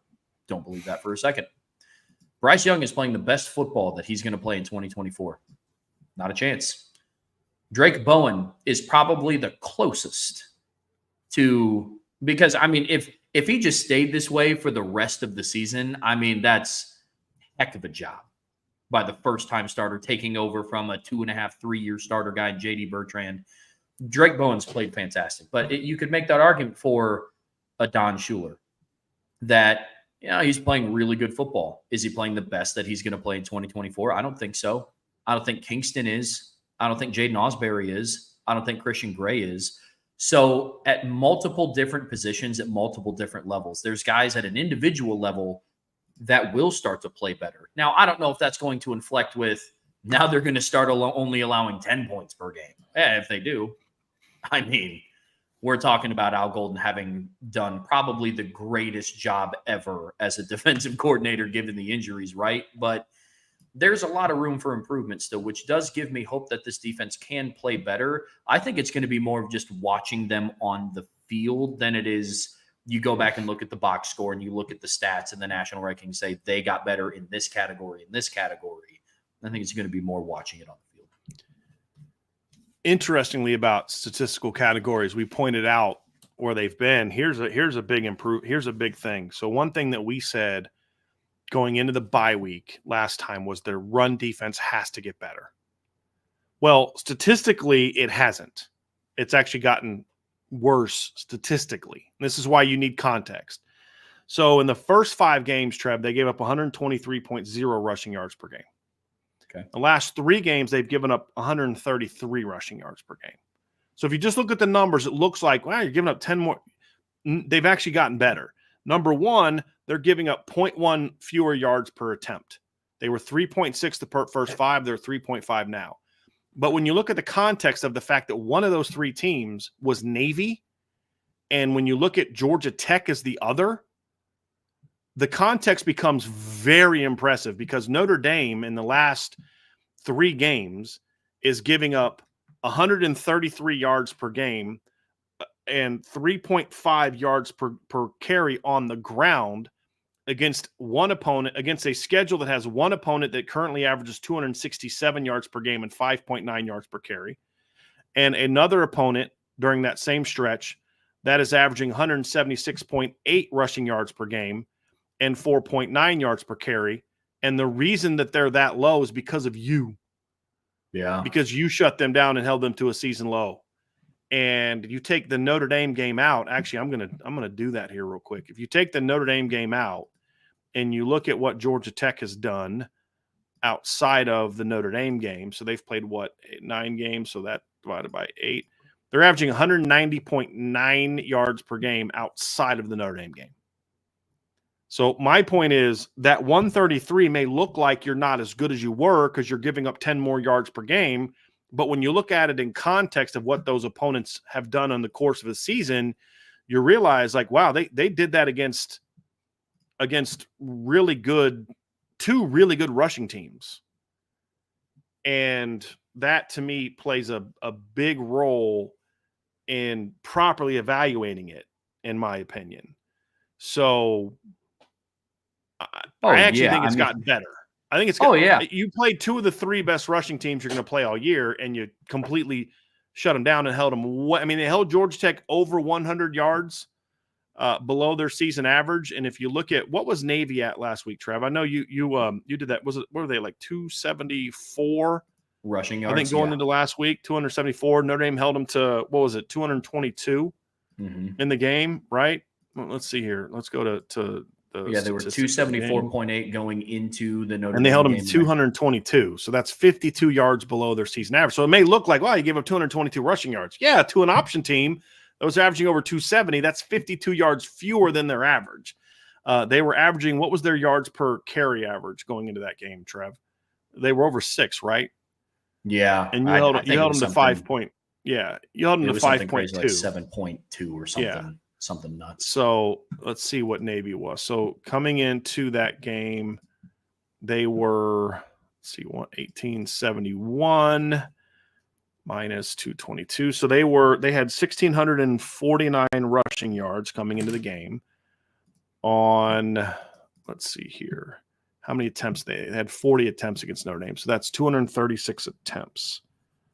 So let's just do the math here real quick. So they were averaging, what did I say? 226, right? Coming into the game. 236 coming into the game, right? So that is 7 yards a carry. And now Notre Dame held them to 5.2. So again, context shows you that even though they're giving up more total yards right now, they're actually playing a lot better against the run than they had coming into the break. So that was the one concerning area for us with Notre Dame coming into the break on defense has actually gotten better. Oh, yeah. Now the question is there another level to get better? Like, it's going to be impossible for them to lower their yards per game rushing average, in my opinion, because they play Army. I mean, you could hold Army to 230 yards of rushing, and you say that's a dominant performance. Because if you think Navy's good rushing the football, wait till you see Army. Yeah. Because as good as Navy was, Army's like 80 yards per game more because they don't throw it like Navy throws it. Oh, yeah. So, but that doesn't mean the overall play isn't as good. Yeah, absolutely. I mean, if after the Northern Illinois game, you would have told me that Notre Dame's rush defense was going to hold Jamal Haynes to 15 rushing yards when they played Georgia Tech, I probably would have laughed in your face. And here we are, after Notre Dame held Jamal Haynes to 15 rushing yards on 7 carries when they played. So the improvements are necessary, but I'm glad that you rattled off those stats and those comparisons, because that's a lot of what I was talking about. On paper, it might not look like they've gotten better, but they have gotten better. And I think that's what's going to be in store over this next 4-game stretch, Brian. I really do. Yeah. They have to me, it's about maintaining your level of play. That's going to be the key. And what goes into that. Injuries are obviously going to be part of that. Sure. And just continuing to it really is just this simple, Trevor. It's just keep doing what you're doing. I mean, you are young, you are banged up. That's all true, but that's been true for the last 2 games. If anything, I would argue that Notre Dame has actually added a little bit more than they lost in the last couple of weeks, right? Because you haven't lost anybody new. You lost Benjamin after the Stanford game, which stunk, but you got Josh Burner back. You got Gabriel Rubio back. So obviously you're a couple guys that were a little banged up are healthier now than they were. Yeah. And, it's just maintain it, man. Maintain it. That's going to be the big key on the defensive side of the ball. So, and we'll dive more into that. Obviously, we're not spending as much time on the defense because I don't know what else we can say. I mean, it's like they've just been so good this year on defense. I mean, yeah. I mean, the way that I look at it, when I compare the offense and the defense, when I talk offensively, you're kind of asking them for more things. Yeah. Right. It's like you're asking to see more of this and more of this look. And for the defense, I don't know what more you can ask of a defense that's allowing 11.9 points per game through their last 3 games, right? Like I mean, I'm sure we could dive into it. It will start to get real nitpicky, Yeah. like I would like to see the defense in the third quarter with at least 11 minutes left do a better situation when they're in this and down in distance. And like, it just gets, do what you do. Just keep doing what you're doing. And Notre Dame's defense is so good that, and let me clarify, I know this is not the offensive mindset for Notre Dame, but Notre Dame's defense is good enough where there is a number that if the offense puts that up, they probably win. Like, I believe that. Now, I know Mike Denbrock is not saying, all right, guys, as long as we can score 27 points a game, we'll be fine. Yeah, or 21. I mean, they gave Louisville that last touchdown pretty much. Sure. Yeah, they would have defended that differently if it was a 21-17 game. Mm-hmm. You know what I mean? But yeah, I mean, you're right. Like, guys, just get us to 21. That's all we need. But that's not the mindset, because if you can jump on a team early, it's like we saw against Navy. When Notre Dame's offense came out rolling, I really feel Navy's offense felt the pressure of now we have to score. Mm-hmm. And that's not a place that you want to be. Trevor, you want to hear something wild? So last year, Notre Dame's offense scored over 40 points per game in 9 of their 13 contests. And that includes 2 games with over 50 points. So that was an all-time record. Notre Dame's previous high of games of 40 or more points was 6, I believe. And they had 9 last year. This year, Notre Dame's scoring average has dropped about 3 points. And they've only scored over 40 points in 3 of their 8 games so far. Notre Dame's last year average margin of victory was 23.3. The difference between Notre Dame's scoring offense and their scoring defense in a year where Notre Dame set an all-time scoring record. Notre Dame has never scored more points in a season a modern record. I think the 1913 or 1908 or something like that team had like 40-some points a game. But since World War II, no offense has scored more than what Notre Dame scored last year. Despite that, Notre Dame's gap between what they're scoring and what they're giving up has gone up over a point since last year. The difference between what they scored and what they gave up last year when Notre Dame had a really good defense was 23.3. This year, through 8 games, it's 24.5. So even though they're not having that record season like they had last year, there's still a bigger gap between what the opponents are scoring and what Notre Dame is scoring. That's impressive. That's really impressive. That's nuts. With a team that's very young and a defense that's very young and very banged up. Yeah, it really is impressive. And here's another crazy thing that I was thinking about, Trevor. Notre Dame has given up more than 16 points one time in their first 8 games. They have held 3 of their 8 opponents to single digits. They have held 6 of their 8 opponents to 14 points or less. And their starting defense has held 4 different opponents to single digits. When you consider like Georgia Tech scored on the backup defense in that game. Like and you're playing a schedule that as a combined group has a winning record, which most teams in the top 25 have not. So I mean, when you look at that, you realize like that's really impressive. Like Clemson's opponents have a 24-30 record. Miami's are 25-29. Pitt's is 22-25. BYU is 28-28. Iowa State 24-24. Indiana's 23-32. Penn State's are 25-30. Texas A&M's got 33-22. Georgia's 26-21. Texas is 34-28. Tennessee's 23-24. So when you look at that and you say Notre Dame's done this against an opponent, against a schedule that has a winning record, and you say, well, that just adds a little bit more context to it. I think, A&M, Louisville, Georgia Tech, Navy. That's half of their opponents have spent time ranked in the top 25 this year. It's pretty good. So, and it's been a lot to defense. And I'll say this: one thing that'll help the defense to continue playing well, Trevor, is if the offense can keep getting better and better. That's a huge part, because if there's not that same pressure on this team, because like you mentioned, like, hey, it's got to get 20 points. The reason that you can't have that mindset, and this is what you were saying, is you can't put that kind of pressure on any defense week after week, especially a young one.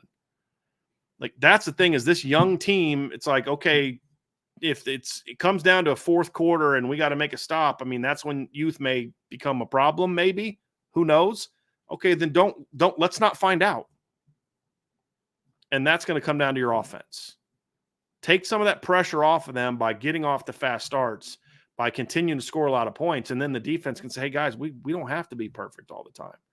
Let's just keep doing what we do. Let's keep being fast. Because they are fast. Let's just keep being long because they are long. Let's just keep being talented because they are talented, and just do our jobs, because we know the offense is going to go out there and hang 30-something on these guys, if not more. Yeah. I mean, argument could be made that Notre Dame's offense, their last 4 games going back to the Louisville game, started out better than their defense did.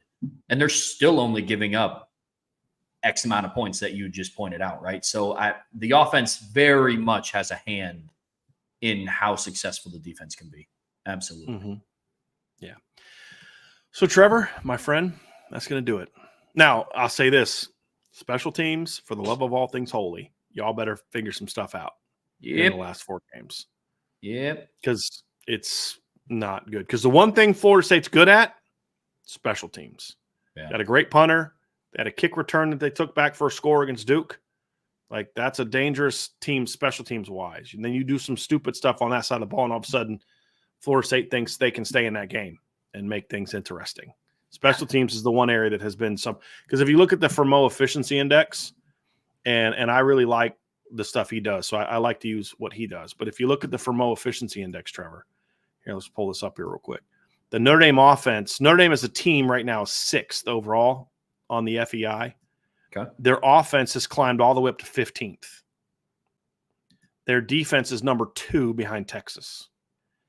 Their special teams ranks, it's not even on the, I have to scroll down, 60th. That's a part that's going to have to get better. That's a part that's going to have to get a lot better. If you look at the football power index, again, Notre Dame's offense has gotten a lot better. They currently are 7th overall. Their offense has climbed up to 23rd. They were like 50 not that long ago. Their defense is 3rd. Their special teams is 82nd. So that part of the game has got to get better. Got to get better. We'll see if it does. Getting, like somebody said, Jeter back should help, but not having Mitch Jeter has not been the only problem with your special teams this season. Nah, right. You know what I mean? Yeah. So, yeah. The kickoff return game needs figured out in multiple different ways. Can't be muffin kicks. Can't be not returning kicks when you field it on the 10-yard line and you call a fair catch with nobody in sight. Special teams needs figured out. Coverage-wise, it's been decent. I will say, like, kickoff and punt coverage has been decent. Yeah. But as a whole, the unit needs figured out. Absolutely. Yeah. Trev, why don't you take us out of here, man? You got it. Well, thank you guys for being with us today for pretty close to 2.5 hours here. A lot of fun stuff that we're going to get into throughout the week. We're going to continue to break down Notre Dame's bye week. And in order to keep track of everything that we do, make sure you hit that like button, that subscribe button, hit the notification bell for when you know Bryan and I go live. Share this podcast with friends and family. Leave us a 5-star review. Bryan has an awesome run game breakdown coming out. And the only way you're going to be able to check that out is if you go to boards.irishbreakdown.com. So until tomorrow, that's Bryan. I'm Trev. We'll see you back here again tomorrow at 1 o'clock.